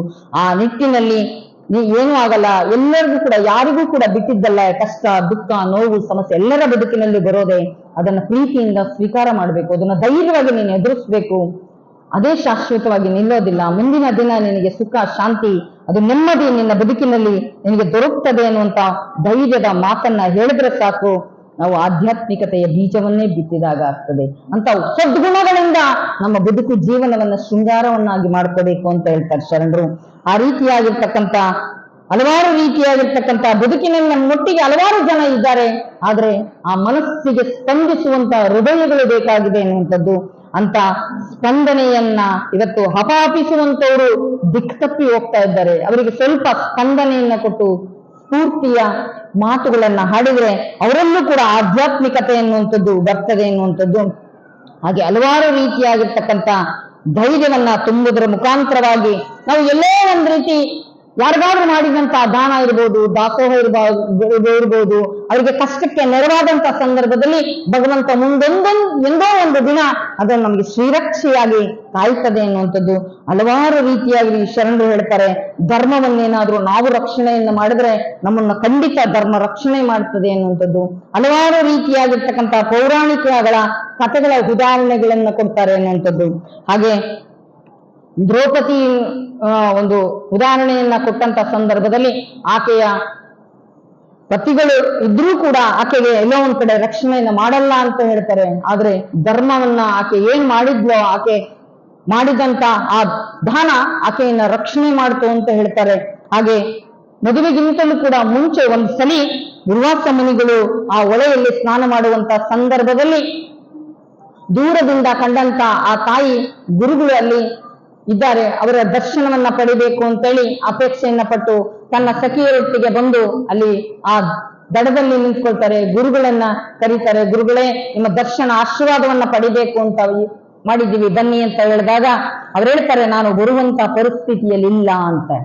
ಯಾಕೆ ಅಂದ್ರೆ ತನ್ನ ಆ ಕೌಪಿನ್ ಅದು ನೀರಿನಲ್ಲಿ ಹರಿದೋಗ್ಬಿಟ್ಟಿದೆ, ಅದಕ್ಕೆ ನನಗೆ ಬರುವಂತ ಇದಿಲ್ಲ ತಾಯಿ ಅಂತ ಹೇಳಿದಾಗ ಆಕೆ ಹಿಂದು ಮುಂದೆ ಏನು ನೋಡಲಾರದೆ ತನ್ನ ಆ ಬೆಲೆ ಬಾಳುವಂತ ಆ ಬಟ್ಟೆಯನ್ನ ಹರಿದು ನೀರಿನಲ್ಲಿ ಬಿಟ್ಟಾಗ ತನ್ನ ಮಾನ ರಕ್ಷಣೆಯನ್ನ ಮಾಡಿದೆ ತಾಯಿ ನೀನು ಅನ್ನುವಂತ ಮಾತುಗಳನ್ನ ಹೇಳ್ತಾರೆ ಅನ್ನುವಂಥದ್ದು. ಹಾಗೆ ಹಲವಾರು ರೀತಿಯಾಗಿರ್ತಕ್ಕಂಥ ಲೌಕಿಕರ ಉದಾಹರಣೆ ಕೊಡೋದಾದ್ರೆ, ಎಷ್ಟೋ ಜನ ನಾವು ಕೆಲವು ಬೆಲೆ ಬಾಳುವಂತ ವಸ್ತುವನ್ನ ಅಥವಾ ಬಟ್ಟೆಯನ್ನ ಧರಿಸ್ಕೊಂಡಂತ ಸಂದರ್ಭದಲ್ಲಿ ಎಲ್ಲಿ ಕೊಳೆ ಆಗ್ಬಿಡ್ತದೋ, ಎಲ್ಲಿ ಕೂತ್ರೆ ಎಲ್ಲಿ ಅರ್ಧೋಗ್ಬಿಡ್ತದೋ ಈ ಭಾವನೆಯಿಂದ ನೋಡುವಂತವ್ರನ್ನು ಕೂಡ ನೋಡಿದ್ದೀವಿ. ಆದ್ರೆ ಅಕ್ಕ ಆ ತಾಯಿ ಆಕೆ ಆ ಬಟ್ಟೆಯನ್ನೇ ಹರಿದು ನೀರಲ್ಲೇ ಬಿಟ್ಟಂತ ಸಂದರ್ಭದಲ್ಲಿ ಗುರುಗಳು ನೀನು ನನ್ನ ಮಾನವನ್ನ ರಕ್ಷಣೆಯನ್ನು ಮಾಡಿದೆ ಎನ್ನುವಂತ ಮಾತನ್ನ ಹೇಳ್ತಾರೆ ಎನ್ನುವಂಥದ್ದು. ಹಾಗೆ ಅದರ ಯಾವುದೇ ರೀತಿಯಾಗಿರ್ತಕ್ಕಂಥ ವ್ಯಾಮೋಹವನ್ನ ಬಿಟ್ಟು ಅವರ ರಕ್ಷಣೆಯನ್ನು ಮಾಡಬೇಕು, ಅದು ಧರ್ಮ ಪಾಲನೆ ಎನ್ನುವಂತ ನಿಟ್ಟಿನಲ್ಲಿ ಆ ತಾಯಿ ನೀಡಿರುವಂತದ್ದನ್ನ ನಾವು ಕಾಣ್ತೇವೆ ಎನ್ನುವಂಥದ್ದು. ಹಾಗೆ ಹಲವಾರು ರೀತಿಯಾಗಿರುವಂತಹ ಬದುಕಿನಲ್ಲಿ ನಮ್ಮ ಸಂಪರ್ಕದಲ್ಲಿ ಬೇರೆ ಬೇರೆ ರೀತಿಯಾಗಿರ್ತಕ್ಕಂಥ ಜನರನ್ನ ನಾವು ನೋಡ್ತೇವೆ ಅನ್ನುವಂಥದ್ದು. ಹೀಗೆ ಒಂದು ಊರಿನಲ್ಲಿ ಮದುವೆಗೆ ಅತ್ತೆ ಸೊಸೆ ಹೋಗ್ತಾ ಇರ್ತಾರೆ. ಹೋದಂತ ಸಂದರ್ಭದಲ್ಲಿ ಅವ್ರು ಮದುವೆ ಕರೆಯೋಕ್ ಬಂದಿರೋರು ವಿಶೇಷವಾಗಿ ಮನೇಲಿ ಎಲ್ಲರೂ ಇರ್ತಾರೆ, ಆದ್ರೆ ನೀವಿಬ್ರು ಅತ್ತೆ ಸೊಸೆ ನಮ್ಮ ಮನೆಗೆ ಮದುವೆಗೆ ಬರಬೇಕು ಅಂತೇಳಿ ವಿಶೇಷವಾಗಿ ಅವ್ರನ್ನ ಕರೀತಾರೆ. ಅವರಿಬ್ರು ಕೂಡ ಮದುವೆಗೆ ಹೋದಂತ ಸಂದರ್ಭದಲ್ಲಿ ಅಲ್ಲಿ ವಿಶೇಷ ಏನಪ್ಪಾ ಅಂದ್ರೆ ಆ ಸೊಸೆ ಅತ್ತೆಯನ್ನ ಬಹಳ ಕಾಳಜಿ ಮಾಡ್ತಾ ಇರ್ತಾರೆ. ಅದನ್ನ ನೋಡಿದವರೆಲ್ಲರೂ ಕೂಡ ಹೋಗಿರೋದು ಮದುವೆಗೆ, ಆದ್ರೆ ನೋಡೋದೆಲ್ಲ ಆ ವಧುವರರನ್ನ ನೋಡೋದಿಲ್ಲ, ಇಡೀ ಅತ್ತೆ ಸೊಸೆಯ ಆ ಸ್ವಭಾವವನ್ನ ವರ್ತನೆಯನ್ನೇ ಕೂಡ ನೋಡ್ತಾ ಇರ್ತಾರೆ. ಯಾಕೆ ಅಂದ್ರೆ ಆ ಸೊಸೆ ಅತ್ತೆಯನ್ನ ಬಹಳ ಕಾಳಜಿಯನ್ನ ಮಾಡ್ತಾ ಇರ್ತಾರೆ ಅನ್ನುವಂಥದ್ದು. ಹೇಗ್ ಕಾಳಜಿ ಮಾಡ್ತಾರೆ? ತನ್ನ ಅತ್ತೆ ಎಲ್ಲಾದ್ರೂ ಕುತ್ಕೊಂಡ್ರೆ ಸಾಕು ಬೇಗ ಚೇರ್ ತಂದಾಕೋದು, ಏನಾದ್ರೂ ಮುಟ್ಟಿದ್ರೆ ಸಾಕು ಬೇಗ ಟವಲನ್ನ ಕರವಸ್ತ್ರವನ್ನ ಕೊಡೋದು, ಎಲ್ಲಾರು ನೆಲದ ಮೇಲೆ ಕುತ್ಕೊಳ್ಳುವಂತ ಪರಿಸ್ಥಿತಿ ಬಂದಾಕ್ಷಣ ಏನಾದ್ರೂ ಒಂದು ಆಸನವನ್ನ ಚಾಪೆಯನ್ನ ಹಾಕೋದು, ಇದೆಲ್ಲವನ್ನು ಕೂಡ ಗಮನಿಸಿದಂತ ಅಲ್ಲಿ ಬಂದವರೆಲ್ಲರೂ ಕೂಡ ಆಲೋಚನೆ ಮಾಡ್ತಾರೆ, ಚಿಂತನೆಯನ್ನು ಮಾಡ್ತಾರೆ. ಆಕೆ ಎಷ್ಟು ಚಂದ ನೋಡ್ಕೊಳ್ತಾ ಇದ್ದಾಳೆ ಅವ್ರ ಅತ್ತೆನ, ಎಷ್ಟೊಂದು ಕಾಳಜಿ ಮಾಡ್ತಾ ಇದ್ದಾರೆ ಅನ್ನೋಂಥ ಹಲವಾರು ರೀತಿಯಾಗಿರ್ತಕ್ಕಂಥ ತಮ್ಮದೇ ಆಗಿರುವಂತಹ ಅನುಭವಗಳನ್ನು ಕೂಡ ಅಲ್ಲಿ ಹಾಗೆ ಸಂಭಾಷಣೆಯನ್ನು ಮಾಡ್ತಾರೆ ಎನ್ನುವಂಥದ್ದು. ಎಂತ ಸೊಸೆಯನ್ನ ಪಡೆದಿದ್ದಾರೆ ಎನ್ನುವಂಥದ್ದನ್ನ ಹೇಳಿದಾಗ ಆಕೆಯನ್ನು ಎಲ್ಲರೂ ಕೂಡ ಕರೆದು ಕೇಳ್ತಾರೆ, ಏನೋ ನೀನು ಇಷ್ಟೊಂದು ಕಾಳಜಿಯನ್ನು ಮಾಡ್ತಾ ಇದೆಯಲ್ಲ, ನಿನ್ನ ನೋಡಿದ್ರೆ ಬಹಳ ಸಂತೋಷ ಆಗ್ತದೆ, ಆನಂದ ಆಗ್ತದೆ ನಮಗೆ ಅಂತ ಹೇಳಿದಾಗ, ಯಾಕೆ ಇಷ್ಟೊಂದು ಕಾಳಜಿಯ ವಿಶೇಷ ಏನು ಅಂತ ಕೇಳಿದಾಗ ಆಕೆಗೆ ಹೇಳ್ತಾರೆ, ನೀನು ನಿನ್ನ ಅತ್ತೆ ಬಂದಂತ ಸಂದರ್ಭದಲ್ಲಿ ಕೆಲವರು ಕುತ್ಕೋಬೇಕು ಅಂದ್ರೆ ಸಾಕು ಚೇರ್ ಹಾಕ್ತೀಯಾ, ಮುಟ್ಟಿದ್ರೆ ಸಾಕು ನಿನ್ನ ಆ ಕೈಯಲ್ಲಿ ಕರವಸ್ತ್ರ ಕೊಡ್ತೀಯಾ, ಕೆಳಗೆ ಕುತ್ಕೊಳಕ್ ಹೋದ ತಕ್ಷಣ ನೀನು ಚಾಪೆಯನ್ನ ಹಾಕ್ತೀಯ, ಏನು ಇದರ ವಿಶೇಷ ಅಂತ ಕೇಳಿದಾಗ ಆಕೆ ಹೇಳ್ತಾಳೆ, ನಾನು ಇದೆಲ್ಲ ಯಾಕೆ ಕೊಡ್ತೀನಿ ಅಂದ್ರೆ ನನ್ನ ಅತ್ತೆ ಇಟ್ಟಿರುವಂತ ಸೀರೆ ಅದು ನಂದು, ಅದಕ್ಕೋಸ್ಕರವಾಗಿ ಅದು ಕೊಳೆ ಆಗ್ಬಾರ್ದು, ಗಲೀಜಾಗಬಾರ್ದು ಅಂತೇಳಿ ನಾನು ಆ ಚೇರನ್ನ ಕೊಡ್ತೀನಿ, ಕೊಳೆ ಆಗ್ಬಾರ್ದು ಅಂತ ಕರವಸ್ತ್ರ ಕೊಡ್ತೀನಿ, ಕುಂತ್ರೆ ಎಲ್ಲಿ ಕೊಳೆ ಆಗ್ಬಿಡ್ತದೆ ಅಂತೇಳಿ ನಾನು ಚಾಪೆಯನ್ನ ಹಾಕ್ತೇನೆ ಅನ್ನುವಂಥದ್ದು. ಈ ರೀತಿಯಾಗಿರ್ತಕ್ಕಂಥ ವ್ಯಾಮೋಹಕ್ಕೆ ಒಳಗಾಗಬಾರ್ದು ಅನ್ನುವಂಥದ್ದು, ಸ್ವಾರ್ಥ ಜೀವನವನ್ನ ನಡೆಸಬಾರ್ದು ಅಂತ, ನಿಸ್ವಾರ್ಥ ಜೀವನ ನಡೆಸಬೇಕು, ನಮ್ಮಲ್ಲಿ ದಾಸೋಹ ಭಾವನೆ ಇರಬೇಕು ಅನ್ನುವಂಥದ್ದನ್ನ ಆ ಉದಾಹರಣೆಯ ಮುಖಾಂತರವಾಗಿ ನಾವು ಕಂಡುಕೊಳ್ತೇವೆ ಎನ್ನುವಂಥದ್ದು. ಅದಕ್ಕೋಸ್ಕರವಾಗಿ ನಮ್ಮ ಬದುಕಿನಲ್ಲಿ ಜೀವನದಲ್ಲಿ ಹಲವಾರು ರೀತಿಯಾಗಿರ್ತಕ್ಕಂಥ ಇಂಥ ಹಲವಾರು ಪ್ರಸಂಗಗಳು ಬರ್ತದೆ.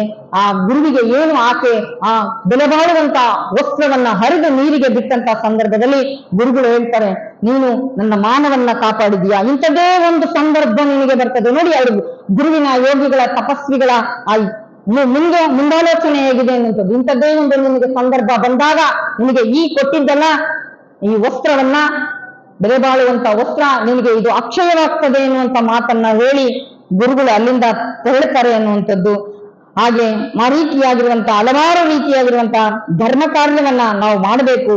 ಧರ್ಮವನ್ನ ಆ ರೀತಿಯಾಗಿ ನಾವು ಪಾಲನೆಯನ್ನ ಮಾಡಿದ್ರೆ ಖಂಡಿತ ಧರ್ಮ ನಮ್ಮನ್ನ ರಕ್ಷಣೆಯನ್ನ ಮಾಡ್ತದೆ ಎನ್ನುವಂಥದ್ದು. ಹಾಗೆ ಧರ್ಮ ರಕ್ಷಣೆಯನ್ನು ಮಾಡುವಂತಹ ಸಂದರ್ಭದಲ್ಲಿ ಯಾವುದು ಆ ರಕ್ಷಣೆ ಎನ್ನುವಂಥದ್ದು ಎಂಥವ್ರಿಗೆ ಮಾಡಬೇಕು ಅನ್ನುವಂಥದ್ದನಿಗೆ ಅಕ್ಕನಿಗೆ ಪರಿಪರಿಯಾಗಿ ಆ ಗುರುಗಳು ತಿಳಿಸ್ಕೊಡ್ತಾರೆ ಎನ್ನುವಂಥದ್ದು. ಆ ಗುರುವಿನಲ್ಲಿ ಸದಾ ಎಂಥದ್ದೇ ಸಂದರ್ಭ ಬಂದ್ರೂ ಕೂಡ ನೀನು ಧೃತಿಗೆಡಬಾರ್ದು, ಮನುಷ್ಯನಿಗೆ ದುಃಖ, ನೋವು, ಸಮಸ್ಯೆ ಇವೆಲ್ಲವೂ ಕೂಡ ಬರೋವೆ ಅಂತ ಬಂದಂತ ಸಂದರ್ಭದಲ್ಲಿ ಮಹಾತ್ಮರಾಗಿರ್ತಕ್ಕಂಥವ್ರು ಎಲ್ಲವನ್ನೂ ಕೂಡ ಸ್ವೀಕಾರ ಮಾಡುವಂತ ಮನೋಭಾವ ಇರ್ತದೆ. ಅಲ್ಲೆಲ್ಲವೂ ಕೂಡ ಎಲ್ಲೊಳಗೆ ಇದ್ರೂ ಕೂಡ ಅದನ್ನೆಲ್ಲವನ್ನು ಕೂಡ ನಿವೇದನೆಯನ್ನು ಮಾಡ್ಕೊಳ್ತಾರೆ, ಪರಮಾತ್ಮನಿಗೆ ನಿವೇದನೆಯನ್ನು ಮಾಡ್ಕೊಳ್ತಾರೆ. ನಾವೂ ಕೂಡ ಅಂತ ಸಂದರ್ಭ ಬಂದಂತ ಸಂದರ್ಭದಲ್ಲಿ ಎಲ್ಲವನ್ನ ಕೂಡ ನುಂಗಿಕೊಂಡು ಅದೆಲ್ಲವನ್ನು ಕೂಡ ಭಗವಂತನಿಗೆ ಸಮರ್ಪಣೆಯನ್ನ ಮಾಡಿ ಯಾವುದೇ ಸಂದರ್ಭ ಬಂದರೂ ಕೂಡ ಧೃತಿಗೆಡಲಾರದಾಗೆ ನಮ್ಮ ಬದುಕು ಜೀವನವನ್ನ ನಡೆಸಬೇಕಾಗ್ತದೆ. ಮಹಾತ್ಮರನ್ನ ನೋಡಿ ಯಾವಾಗ್ಲೂ ಕೂಡ ಸದಾ ನಿರ್ಲಿಪ್ತತೆಯಿಂದ ಕೂಡಿರ್ತಾರೆ ಎನ್ನುವಂಥದ್ದು. ಅವರು ಯಾವುದು ಬಂತೋ ಅದನ್ನ ಸ್ವೀಕಾರ ಮಾಡಿದ್ರು, ಬರಲಿಲ್ಲ ಅದು ನಂದಲ್ಲ ಅಂತ ಹೇಳಿ ಭಾವಿಸಿದ್ರು ಅನ್ನುವಂಥದ್ದು. ಆ ರೀತಿಯಾಗಿರ್ತಕ್ಕಂಥ ಆಲೋಚನೆ, ಚಿಂತನೆ ನಮ್ಮ ಬದುಕಿನಲ್ಲಿ, ನಮ್ಮ ಜೀವನದಲ್ಲಿ ಕೂಡ ಬರಬೇಕಾಗ್ತದೆ ಅನ್ನುವಂಥದ್ದು.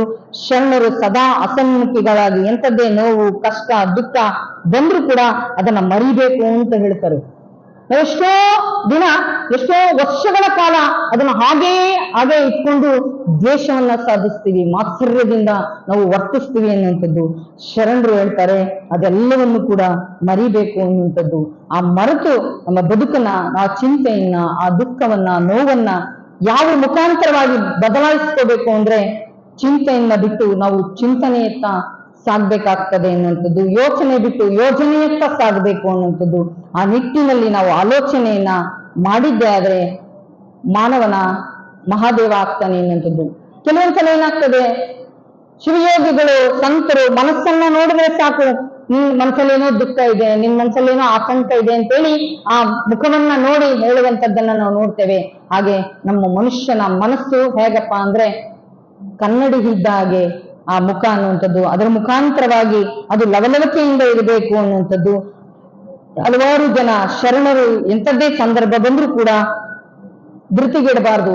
ಆ ಗುರುವಿನ ಲಕ್ಷಣ ಆ ತರ ಇರ್ತದೆ. ನೀನು ಅಂತ ಗುರುವಿನ ಲಕ್ಷಣವನ್ನ ನಿನ್ನ ಬದುಕಿನಲ್ಲಿ, ನಿನ್ನ ಜೀವನದಲ್ಲಿ ಕೂಡ ಅಳವಡಿಸ್ಕೋಬೇಕು ಅನ್ನುವಂಥದ್ದು. ಹಾಗೆ ನಾನು ಕೂಡ ಎಷ್ಟೋ ದಿನ ಅದೇ ದುಃಖ, ಅದೇ ನೋವು, ಅದೇ ಸಮಸ್ಯೆಯಲ್ಲೇ ಬೆಳಲಿ ಬೆಂಡಾಗಿ ಹೋಗೋದಲ್ಲ.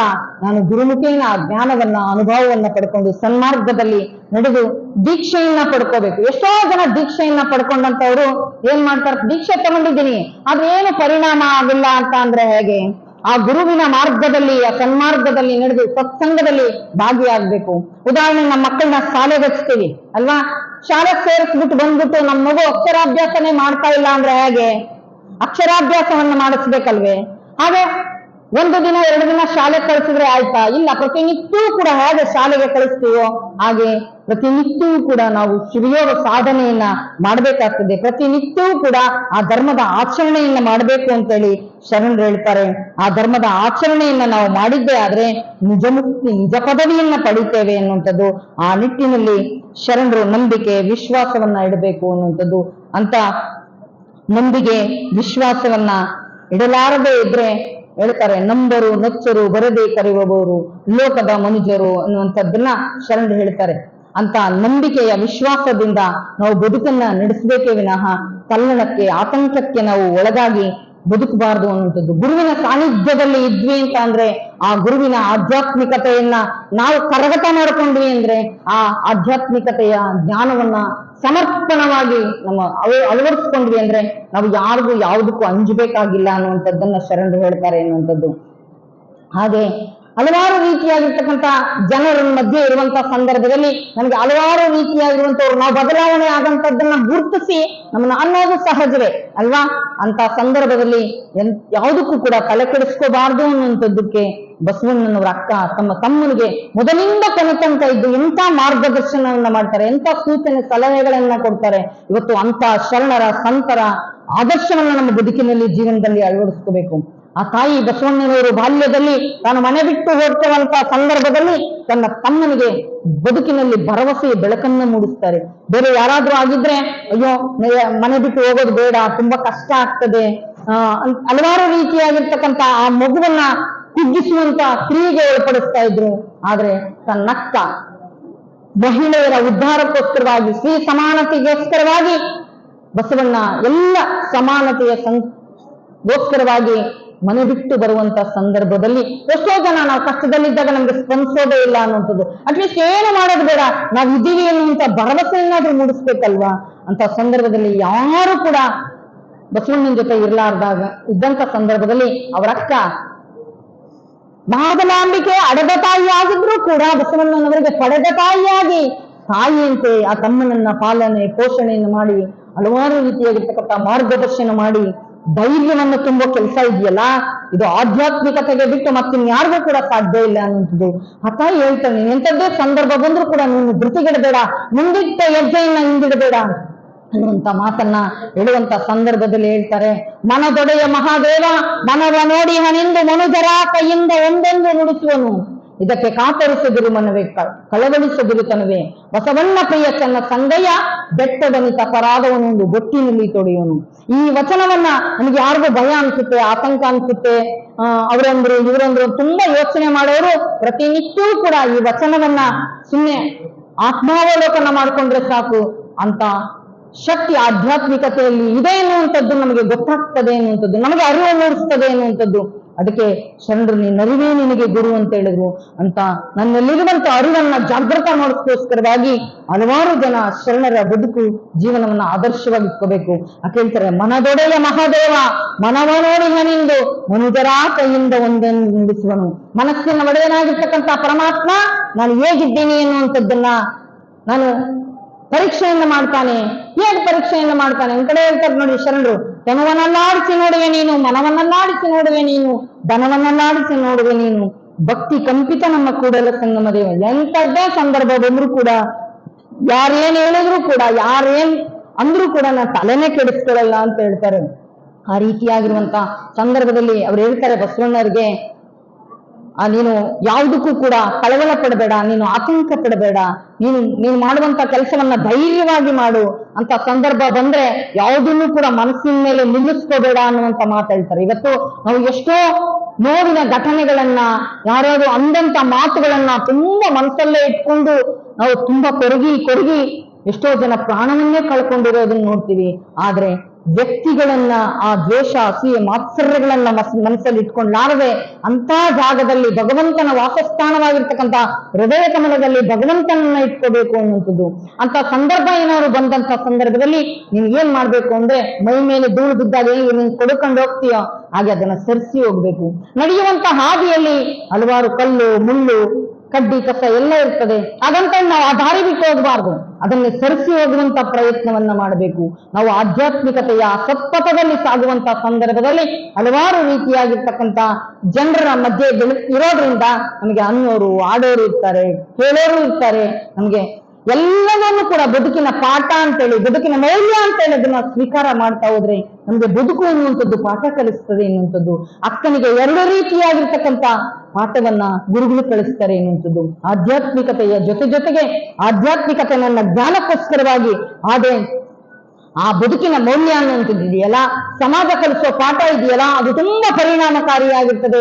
ನೀನು ಎಚ್ಚರದಿಂದಿರಬೇಕು ಅನ್ನುವಂಥದ್ದನ್ನ ಗುರುಗಳು ಸದಾ ಎಚ್ಚರಿಕೆಯ ಮುಖಾಂತರವಾಗಿ, ನೀನು ಇಂಥದ್ದೇ ಸಂದರ್ಭ ಬಂದ್ರೂ ಕೂಡ ನೀನು ಏಕಲಿಂಗ ನಿಷ್ಠೆಯನ್ನ ನೀನು ಬಿಡಬೇಡ ಅನ್ನುವಂಥದ್ದನ್ನ ಅಕ್ಕನಿಗೆ ಸದಾ ಎಚ್ಚರಿಕೆಯನ್ನ ಕೊಡ್ತಾರೆ. ಭಗವಂತನ ಇರುವಿಕೆಯನ್ನ ನೀನು ಕಂಡುಕೊಂಡಿದ್ದೀಯಾ, ಯಾರಾದ್ರೂ ನಿನಗೆ ಬಂದು ಅದು ಬೇಡ ಇದು ಬೇಕು ಅಂತೇಳಿ ಏನಾದ್ರೂ ನಿನ್ನ ಮನಸ್ಸನ್ನ ವಿಚಲಿತ ಮಾಡುವಂತ ಸಂದರ್ಭ ಬಂದ್ರೆ ನೀನು ವಿಚಲಿತಲಾಗಬೇಡ ಅನ್ನುವಂಥದ್ದನ್ನ ಅಕ್ಕನಿಗೆ ಹೇಳಿ ಧೈರ್ಯವನ್ನ ತುಂಬಿ ಅಕ್ಕನಿಗೆ ಹಲವಾರು ರೀತಿಯಾಗಿರ್ತಕ್ಕಂಥ ಆಧ್ಯಾತ್ಮಿಕವಾಗಿರುವಂತಹ ಸಾಧನೆಗೆ ಬುದ್ಧಿಯನ್ನ ಎಡೆಮಾಡಿಕೊಡ್ತಾರೆ ಎನ್ನುವಂಥದ್ದು. ಸಿದ್ದರಾಮರ ಆ ಬುದ್ಧಿ ಹೇಗೆ ಅಳಿಸಲಾರದೇ ಇತ್ತೋ ಅಂತ ಅಳಿಸಲಾರದಂತ ಬುದ್ಧಿಯನ್ನ ಬಸವಾದ ಶಿವಶರಣರು ಅಕ್ಕ ಎಲ್ಲರೂ ಕೂಡ ನಮಗೆ ಕೊಟ್ಟು ಹೋಗಿದ್ದಾರೆ ಎನ್ನುವಂಥದ್ದು. ಅದನ್ನ ಎಲ್ಲವನ್ನು ಕೊಟ್ಟೋಗಿರ್ತಕ್ಕಂಥ ಜ್ಞಾನವನ್ನ, ಅನುಭವವನ್ನ, ಆಧ್ಯಾತ್ಮಿಕತೆಯನ್ನ ನಮ್ಮ ಬದುಕಿನಲ್ಲಿ ಜೀವನದಲ್ಲಿ ಅಳವಡಿಸ್ಕೋಬೇಕು ಅನ್ನುವಂಥದ್ದು. ಇವತ್ತು ಯಾಕೆ ಮನುಷ್ಯ ಬದಲಾಗ್ತಿಲ್ಲ ಅಂತೇಳಿ ತುಂಬಾ ಯೋಚನೆ ಮಾಡಿ ನೋಡಿದಾಗ ಎಲ್ಲೋ ಒಂದ್ ಕಡೆ ಅಲ್ಲಿ ತಲ್ಲಣಕ್ಕೆ ಒಳಗಾಗಿರುವಂತ ಮನಸ್ಸಿನಲ್ಲಿ ದೃಢತೆ ಇಲ್ಲ ಅನ್ನುವಂಥದ್ದು. ಅದಕ್ಕೋಸ್ಕರವಾಗಿ ಅಂತ ದೃಢ ಸಂಕಲ್ಪವನ್ನು ಹೊಂದಿ ನಾವು ಬದಲಾವಣೆ ಆಗ್ಬೇಕು. ಬದಲಾವಣೆ ಇದು ಜಗದ ನಿಯಮ ಅಂತೀವಿ. ಅಂತ ಬದಲಾವಣೆಯನ್ನ ನಮ್ಮ ಬದುಕಿನಲ್ಲಿ ಜೀವನದಲ್ಲಿ ನಾವು ತಂದ್ಕೋಬೇಕು. ಜೈರಾಬಾದಲ್ಲಿ ತುಂಬಾ ಜನರ ಮನೆಗೆ ನಾನು ಹೋಗಿದ್ದೀನಿ ಅನ್ನುವಂಥದ್ದು. ಎಲ್ಲರ ಎಷ್ಟೋ ಮನೆಗಳಲ್ಲಿ ಪರಿವರ್ತನೆ ಆಗಿರತಕ್ಕಂಥದ್ದನ್ನ ಕಂಡು ಒಬ್ಬೊಬ್ಬರ ಮನೆಗೆ ಅನುಭವ ಮಂಟಪವನ್ನೇ ನಿರ್ಮಾಣ ಮಾಡಿದ್ದಾರೆ. ಬಸವಣ್ಣ ಅಕ್ಕ ಈ ದೇಹಕ್ಕೆ 2 ಕಣ್ಣು 2 ಕಿವಿ ಹೇಗಿದೆಯೋ, ಎರಡು ಕೈ ಎರಡು ಕಾಲಿದೆಯೋ ಹಾಗೆ ಆ ಅಕ್ಕನಿಗೆ ಅಣ್ಣನ ಮುಖಾಂತರವಾಗಿ ಅವರ ಆದರ್ಶವನ್ನ ಬದುಕಿನಲ್ಲಿ ಜೀವನದಲ್ಲಿ ಅಳವಡಿಸಿಕೊಂಡು ಇವತ್ತೂ ಕೂಡ ನಿಮ್ಮ ಜೈರಾಬಾದಲ್ಲಿ ಅಂತ ಸಾಧನೆಯನ್ನು ಪಡ್ಕೊಂಡಿರ್ತಕ್ಕಂಥ ಸಾಧಕರಿದ್ದಾರೆ, ಯೋಗಿಗಳಿದ್ದಾರೆ, ಶಿವಯೋಗಿಗಳಿದ್ದಾರೆ. ಅವರಿಗೆ ಅವಕಾಶವನ್ನ ಸಿಕ್ಕಂತ ಸಂದರ್ಭದಲ್ಲಿ ನಾನು ತುಂಬಾ ಜನರ ಮನೆಯಲ್ಲಿ ಮೊನ್ನೆ ಗುರುಪ್ರವೇಶಕ್ಕೆ ಹೋದಂತ ಸಂದರ್ಭದಲ್ಲಿ ನಮ್ಮ ಶಿವಕುಮಾರ್ ಅಣ್ಣ ಅವರು, ಹಾಗೆ ನಮ್ಮ ಇವರು ಪ್ರಾರ್ಥನೆ ಹೇಳ್ಕೊಡುವಂತ ವಿಜಯಕುಮಾರ್ ಅಣ್ಣ ಅವರು, ಶೇಖರಣ್ಣ ಅವರೆಲ್ಲರೂ ಕೂಡ ಬಂದು ಆ ಕಾರ್ಯಕ್ರಮವನ್ನ ಎಷ್ಟು ಚೆನ್ನಾಗಿ ನಡೆಸಿಕೊಟ್ರು ಅನ್ನುವಂಥದ್ದು. ಆಡಂಬರದ ಬದುಕಿಗಿಂತಲೂ ಕೂಡ ಆದರ್ಶದ ಬದುಕು ಅನ್ನುವಂಥದ್ದು. ಮನೆಗೆ ಬೇಕಾಗಿರುವಂಥದ್ದು ಗ್ರಹಗಳ ಪ್ರವೇಶ ಅಲ್ಲ, ಗುರುವಿನ ಪ್ರವೇಶದ ಮುಖಾಂತರವಾಗಿ ಬಸವಾದಿ ಶಿವಶರಣರ ವಚನವನ್ನ ಪಠಣ ಮಾಡ್ತಾ ಶಿವಯೋಗ ಸಾಧನೆಯನ್ನ ಮಾಡಿ ಆ ಮನೆ ಮತ್ತು ಮನ ಬೆಳಕಾಗ್ಲಿ ಅಂತೇಳಿ ಅಂತ ಕಾರ್ಯಕ್ರಮವನ್ನು ಬಹಳ ಸೊಗಸಾಗಿ ನಡೆಸಿಕೊಟ್ರು. ಆದ್ರೆ ನನ್ಗನಿಸ್ತು ನಾವು ಎಲ್ಲರನ್ನೂ ಕೂಡ ಕಾವಿಧಾರಿಗಳನ್ನೇ ಹುಡುಕೊಂಡು ಹೋಗುವಂತ ಅವಶ್ಯಕತೆ ಇಲ್ಲ. ನಮ್ಮಲ್ಲೇ ಆ ಶ್ವೇತವರ್ಣವನ್ನ ಧರಿಸಿಕೊಂಡಂತವ್ರು, ಕಾವಿಯವರು ಮಾಡೋದನ್ನ ಮಾಡಿ ತೋರಿಸುವಂತವ್ರು ನಿಮ್ಮಲ್ಲೇ ಇದ್ದಾರೆ ಎನ್ನುವಂತವ್ರು ಅಂತವ್ರನ್ನ ಗುರುತಿಸಿ ಈ ಒಬ್ಬ ಜಂಗಮ ಮೂರ್ತಿಗಳನ್ನ ಒಬ್ರು ತಯಾರು ಮಾಡಿ ಅಂತ ಸಂಸ್ಕಾರಕ್ಕೆ ಪ್ರತಿಯೊಬ್ಬರು ಕೂಡ ಅಣಿಯಾಗಬೇಕು. ಅಂತ ಬಸವಾದಿ ಶಿವಶರಣರು ಏನು ನಮಗೆ ಸಂಸ್ಕಾರವನ್ನ ಕೊಟ್ಟಿದ್ದಾರೋ ಅದೇ ರೀತಿಯಾಗಿರ್ತಕ್ಕಂಥ ಸಂಸ್ಕಾರವನ್ನ, ಅದೇ ರೀತಿಯಾಗಿ ಧರ್ಮದ ಆಚರಣೆಗಳನ್ನೇನಾದ್ರೂ ಮಾಡಿದ್ದೇ ಆದ್ರೆ ನಮ್ಮ ಬದುಕಿನಲ್ಲಿ ಆಧ್ಯಾತ್ಮಿಕತೆ ಎನ್ನುವಂಥದ್ದು ಸದಾ ಬೆಳಕನ್ನ ಕೊಡ್ತದೆ ಎನ್ನುವಂಥದ್ದು. ಅಂತ ಭೌತಿಕವಾಗಿರುವಂತಹ ಬೆಳಕನ್ನ ಹಚ್ಕೊಳ್ಳುವಂಥದ್ದು ಗೊತ್ತು, ಆದ್ರೆ ಕತ್ತಲು ಆವರಿಸಿದಾಗ ಒಂದು ಜ್ಯೋತಿಯನ್ನ ಬೆಳಗಿಸ್ತೇವೆ. ನಮಗೆ ಅದೇ ರೀತಿ ಮನೆಯಲ್ಲಿ ಕತ್ತಲು ಆವರಿಸಿದಾಗ ಒಂದು ದೀಪವನ್ನ, ಲೈಟ್ ಅನ್ನ ಹಾಕ್ತೇವೆ. ಹಾಗೆ ಓಣಿಯಲ್ಲಿ ಕತ್ತಲಾದಾಗ ಬೀದಿ ದೀಪವನ್ನ ಹಾಕ್ತೇವೆ. ಆರಲಾರದಂತ ದೀಪ, ಆರಲಾರದಂತ ಜ್ಯೋತಿ ಅಂದ್ರೆ ಆ ಬಸವಾದಿ ಶಿವಶರಣರು ಕೊಟ್ಟಿರುವಂತಹ ಜ್ಞಾನದ ಜ್ಯೋತಿ, ಅನುಭವದ ಜ್ಯೋತಿ ಎನ್ನುವಂಥದ್ದು. ಅದನ್ನ ನಮ್ಮ ಬದುಕಿನಲ್ಲಿ ಹಚ್ಚಿಸ್ಕೋಬೇಕಾಗಿದೆ ಅಂತದ್ದು. ಅಂತ ಜ್ಞಾನದ ಜ್ಯೋತಿಯನ್ನ ಹಚ್ಚುವುದರ ಮುಖಾಂತರವಾಗಿ ಅಕ್ಕನಿಗೆ ಲಿಂಗ ನಿಷ್ಠೆಯನ್ನ ಆ ಕರಿಗೊಳಿಸುವಂತ, ಗಟ್ಟಿಗೊಳಿಸುವಂತ ಕ್ರಿಯೆಗೆ ಗುರುಗಳು ಒಳಪಡಿಸ್ತಾರೆ. ಮುಂದೆ ಅಕ್ಕ ಎಂತ ಆಧ್ಯಾತ್ಮಿಕತೆಯಾಗಿರುವಂತ ಅಂಬಲವನ್ನ ಬದುಕಿನಲ್ಲಿ ಹಚ್ಕೊಂಡು ಆ ಪರವಸ್ತುವಿಗೆ ಎಷ್ಟೊಂದು ತವಕವನ್ನ ಪಡುವಂಥದ್ದನ್ನ ನಾವು ನೋಡ್ತೇವೆ ಅನ್ನೋಂಥದ್ದು. ಇವತ್ತು ನಮಗೆ ಅನ್ನದ ಹಸಿವಿದೆ, ಆದ್ರೆ ಹಲವಾರು ರೀತಿಯಾಗಿರ್ತಕ್ಕಂಥ ವಸ್ತುಗಳನ್ನ ನೋಡಿದಾಗ ಅದನ್ನ ಅಪೇಕ್ಷೆಯನ್ನ ಪಡ್ತೀವಿ. ಅದು ಶಾಶ್ವತವಲ್ಲದ ವಸ್ತುವಿಗೆ ಅಷ್ಟೊಂದು ವ್ಯಾಮೋಹಕ್ಕೆ ಒಳಗಡೆ ಆಗಿದ್ದೇವೆ. ಆದ್ರೆ ಬದುಕಿಗೆ ನೆಮ್ಮದಿಯನ್ನ ತಂದುಕೊಡುವಂತ, ಬದುಕನ್ನ ಆನಂದಮಯವಾಗಿಸಿಕೊಳ್ಳುವಂತ, ಸಂತೃಪ್ತಿಯ ಬದುಕನ್ನ ಬದುಕುವಂಥದ್ದು ನಮ್ಮ ಕಣ್ಣಿಂದ ಇದೆ. ಯಾಕೆ ನಮ್ ಜನ ಅದನ್ನ ಅಳವಡಿಸ್ಕೊಳ್ತಾ ಇಲ್ಲ, ಅದನ್ನ ಯಾಕೆ ಒಪ್ಕೊಳ್ತಾ ಇಲ್ಲ, ಅದನ್ನ ಯಾಕೆ ಅಪ್ಕೊಳ್ತಾ ಇಲ್ಲ ಅನ್ನುವಂಥದ್ದು ಹಲವಾರು ರೀತಿಯಾಗಿರ್ತಕ್ಕಂಥ ಪ್ರಶ್ನೆಗಳು ನಮ್ಮ ಕಣ್ಮುಂದೆ ಬರ್ತದೆ ಅನ್ನುವಂಥದ್ದು. ಅಂತ ಜ್ಞಾನವನ್ನ, ಅನುಭವವನ್ನ ಶರಣರು ನಮ್ಗೆ ಕೊಟ್ಟು ಹೋಗಿದ್ದಾರೆ, ಬಿಟ್ಟು ಹೋಗಿದ್ದಾರೆ. ಅದನ್ನ ಸರಿಯಾದ ರೀತಿಯಾಗಿ ಬಳಕೆ ಮಾಡಬೇಕು. ಇವತ್ತು ಪದಾರ್ಥವನ್ನ ಮಾಡಿದೀವಿ ಅಂತ ಅಂದ್ರೆ ಅದನ್ನ ಪ್ರಸಾದ ಮಾಡೋರು ಇರಬೇಕು ಅನ್ನುವಂಥದ್ದು. ಹಾಗೆ ಶರಣರು ನಮ್ಗೆ ಆ ಅಳಿಲಾರದಂತ ಜ್ಞಾನ ಸಂಪತ್ತನ್ನ ಕೊಟ್ಟಿದ್ದಾರೆ. ಹಾಗೆ ಆ ತಾಡೋಲೆ ಗದಿಗಳಿರುವಂತ ಆ ವಚನ ಸಾಹಿತ್ಯವನ್ನ ಪಾಗು ಹಳಕಟ್ಟಿಯವರು ತಮ್ಮ ಬದುಕು ಜೀವನವನ್ನೆಲ್ಲವನ್ನು ಕೂಡ, ಬದುಕಿನಿಗೆ ಬೇಕಾಗಿರುವಂತ ಎಲ್ಲವನ್ನು ಕೂಡ ಕಳ್ಕೊಂಡ್ರು. ಅವರೊಬ್ಬ ವಕೀಲರಾಗಿದ್ರು, ಅವರಿಗೆ ಬದುಕೋದಕ್ಕೆ ಯಾವುದು ಕೂಡ ಕೊರತೆ ಆಗಿರ್ಲಿಲ್ಲ ಅಂತ. ಅವ್ರ ಮಕ್ಕಳು ಅಮೆರಿಕ ಅಂತದ ದೊಡ್ಡ ಬೇರೆ ಬೇರೆ ದೇಶ ವಿದೇಶದಲ್ಲಿದ್ರು, ಆದ್ರೆ ಅವರಿಗೆ ಆ ಬದುಕಿನ ಆಯ್ಕೆ ಅವಶ್ಯಕತೆ ಇರಲಿಲ್ಲ.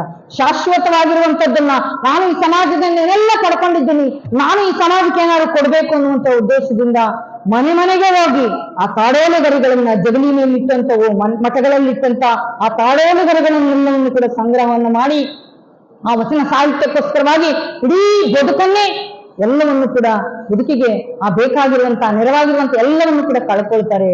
ಒಂದು ದಿನ ವಚನ ಸಾಹಿತ್ಯವನ್ನ ಸಂಗ್ರಹದ ರೂಪದಲ್ಲಿ ಸಮಾಜಕ್ಕೆ ಎಡೆಮಾಡಬೇಕು ಅಂತೇಳಿ ಅದನ್ನ ತಗೊಂಡೋಗಿ ಮಂಗಳೂರಿನ ಪ್ರಿಂಟಿಂಗ್ ಪ್ರೆಸ್ಗೆ ಕೊಟ್ಟಾಗ, ಇದನ್ನ ಪ್ರಿಂಟ್ ಮಾಡ್ಕೊಡಿ ಅಂತ ಕೇಳಿದಾಗ ಅವರ ಇಡೀ ರಾತ್ರಿ ಎಲ್ಲವೂ ಕೂಡ ಅದನ್ನ ಅಧ್ಯಯನವನ್ನು ಮಾಡಿ ಅವರು ಮಾಡ್ಕೊಡ್ತೀವಿ ಅಂತೇಳಿ ಮೊದಲು ಒಪ್ಕೊಂಡು ಆಮೇಲೆ ನಾವು ಮಾಡಲ್ಲ ಅಂತಾರೆ. ಯಾಕೆ ಅಂತ ಕೇಳಿದ್ದಕ್ಕೆ ಅವ್ರು ಹೇಳ್ತಾರೆ, ನಮ್ಮ ಧರ್ಮದಲ್ಲಿ ಏನಿಲ್ವೋ ಅದು ಎಲ್ಲಾ ಧರ್ಮದ ಸಾರ ಸತ್ವ ಈ ವಚನ ಸಾಹಿತ್ಯದಲ್ಲಿದೆ, ಅದಕ್ಕೆ ಇದನ್ನೇನಾದ್ರೂ ನಾನು ಮುದ್ರಣ ಮಾಡಿಕೊಟ್ರೆ ನಮ್ಮ ಧರ್ಮಕ್ಕೆ ಧಕ್ಕೆ ಬರಬಹುದು, ಅದಕ್ಕೋಸ್ಕರವಾಗಿ ನಾವು ಮುದ್ರಣ ಮಾಡ್ಕೊಡಲ್ಲ ಅಂತ ಹೇಳ್ತಾರೆ.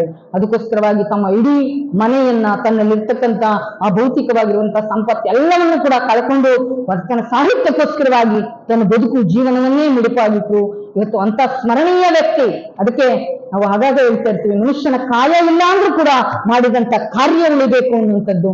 ಅಂತ ಸಾಹಿತ್ಯ ರತ್ನವನ್ನ ಕೊಟ್ಟಂತ ಸಾಹಿತ್ಯ ರತ್ನಕ್ಕೆ ನಾವು ಸದಾ ಚಿರಋಣಿಯಾಗಿರ್ಬೇಕು, ಕೃತಜ್ಞತೆಯನ್ನು ಸಲ್ಲಿಸಬೇಕು ಅನ್ನುವಂಥದ್ದು.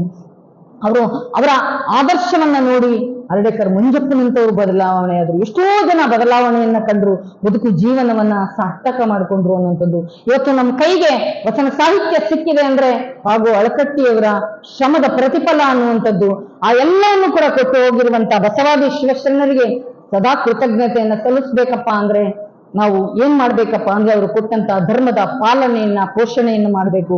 ಏನ್ ಬಹಳ ಅದನ್ನೇನ್ ದಿನ ಒತ್ಕೊಂಡು ಓಡಾಡಬೇಕಾಗಿಲ್ಲ, ಶರಣರ ಮಾರ್ಗದಲ್ಲಿ ನಾವು ನಡೆದ್ರೆ ಸಾಕು ಅಂತ ಸತ್ಪಥವನ್ನ ನಮ್ಮ ಬದುಕಿನಲ್ಲಿ ಜೀವನದಲ್ಲಿ ಆಧ್ಯಾತ್ಮಿಕತೆಯನ್ನು ಅಳವಡಿಸ್ಕೊಂಡ್ರೆ ಸಾಕು, ನಮ್ಮ ಬದುಕು ಆನಂದಮಯವಾಗಿರ್ತದೆ ಅನ್ನುವಂಥದ್ದು. ಅಂತ ನಮ್ಮ ಬದುಕಿನಲ್ಲಿ ಎಲ್ಲಾ ಇದೆ ತಗೊಳ್ಳಿ ಅಂತ ಅಂದ್ರೂ ಕೂಡ ಒಳ್ಳೆದನ್ನ ಯಾರು ಕೂಡ ಸ್ವೀಕಾರ ಮಾಡೋದಕ್ಕೆ ಮುಂದೆ ಬರ್ತಾ ಇಲ್ಲ.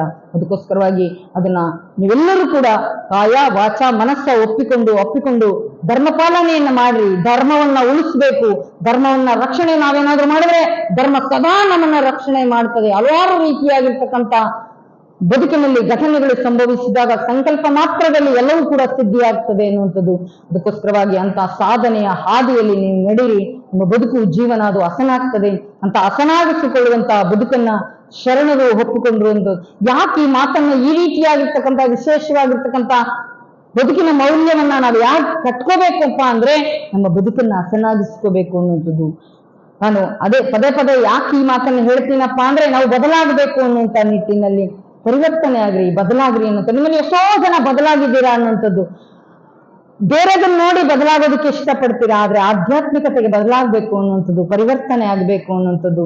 ಅಂತ ಪರಿವರ್ತನೆಯ ಹರಿಕಾರರ ವಿಚಾರ ಚಿಂತನೆಗಳನ್ನ ಪ್ರತಿನಿತ್ಯವೂ ಕೂಡ ಕೇಳ್ತೀವಿ, ಮಾಡ್ತೀವಿ. ಆದ್ರೆ ಕೇಳೋದು ಹಾಗೆ ಅದನ್ನ ಮನನ ಮಾಡ್ಕೊಂಡ್ರೆ ಸಾಲದು, ಅದನ್ನ ತನ್ನ ಬದುಕಿಗೆ ಜೀವನಕ್ಕೆ ಅಳವಡಿಸ್ಕೋಬೇಕು.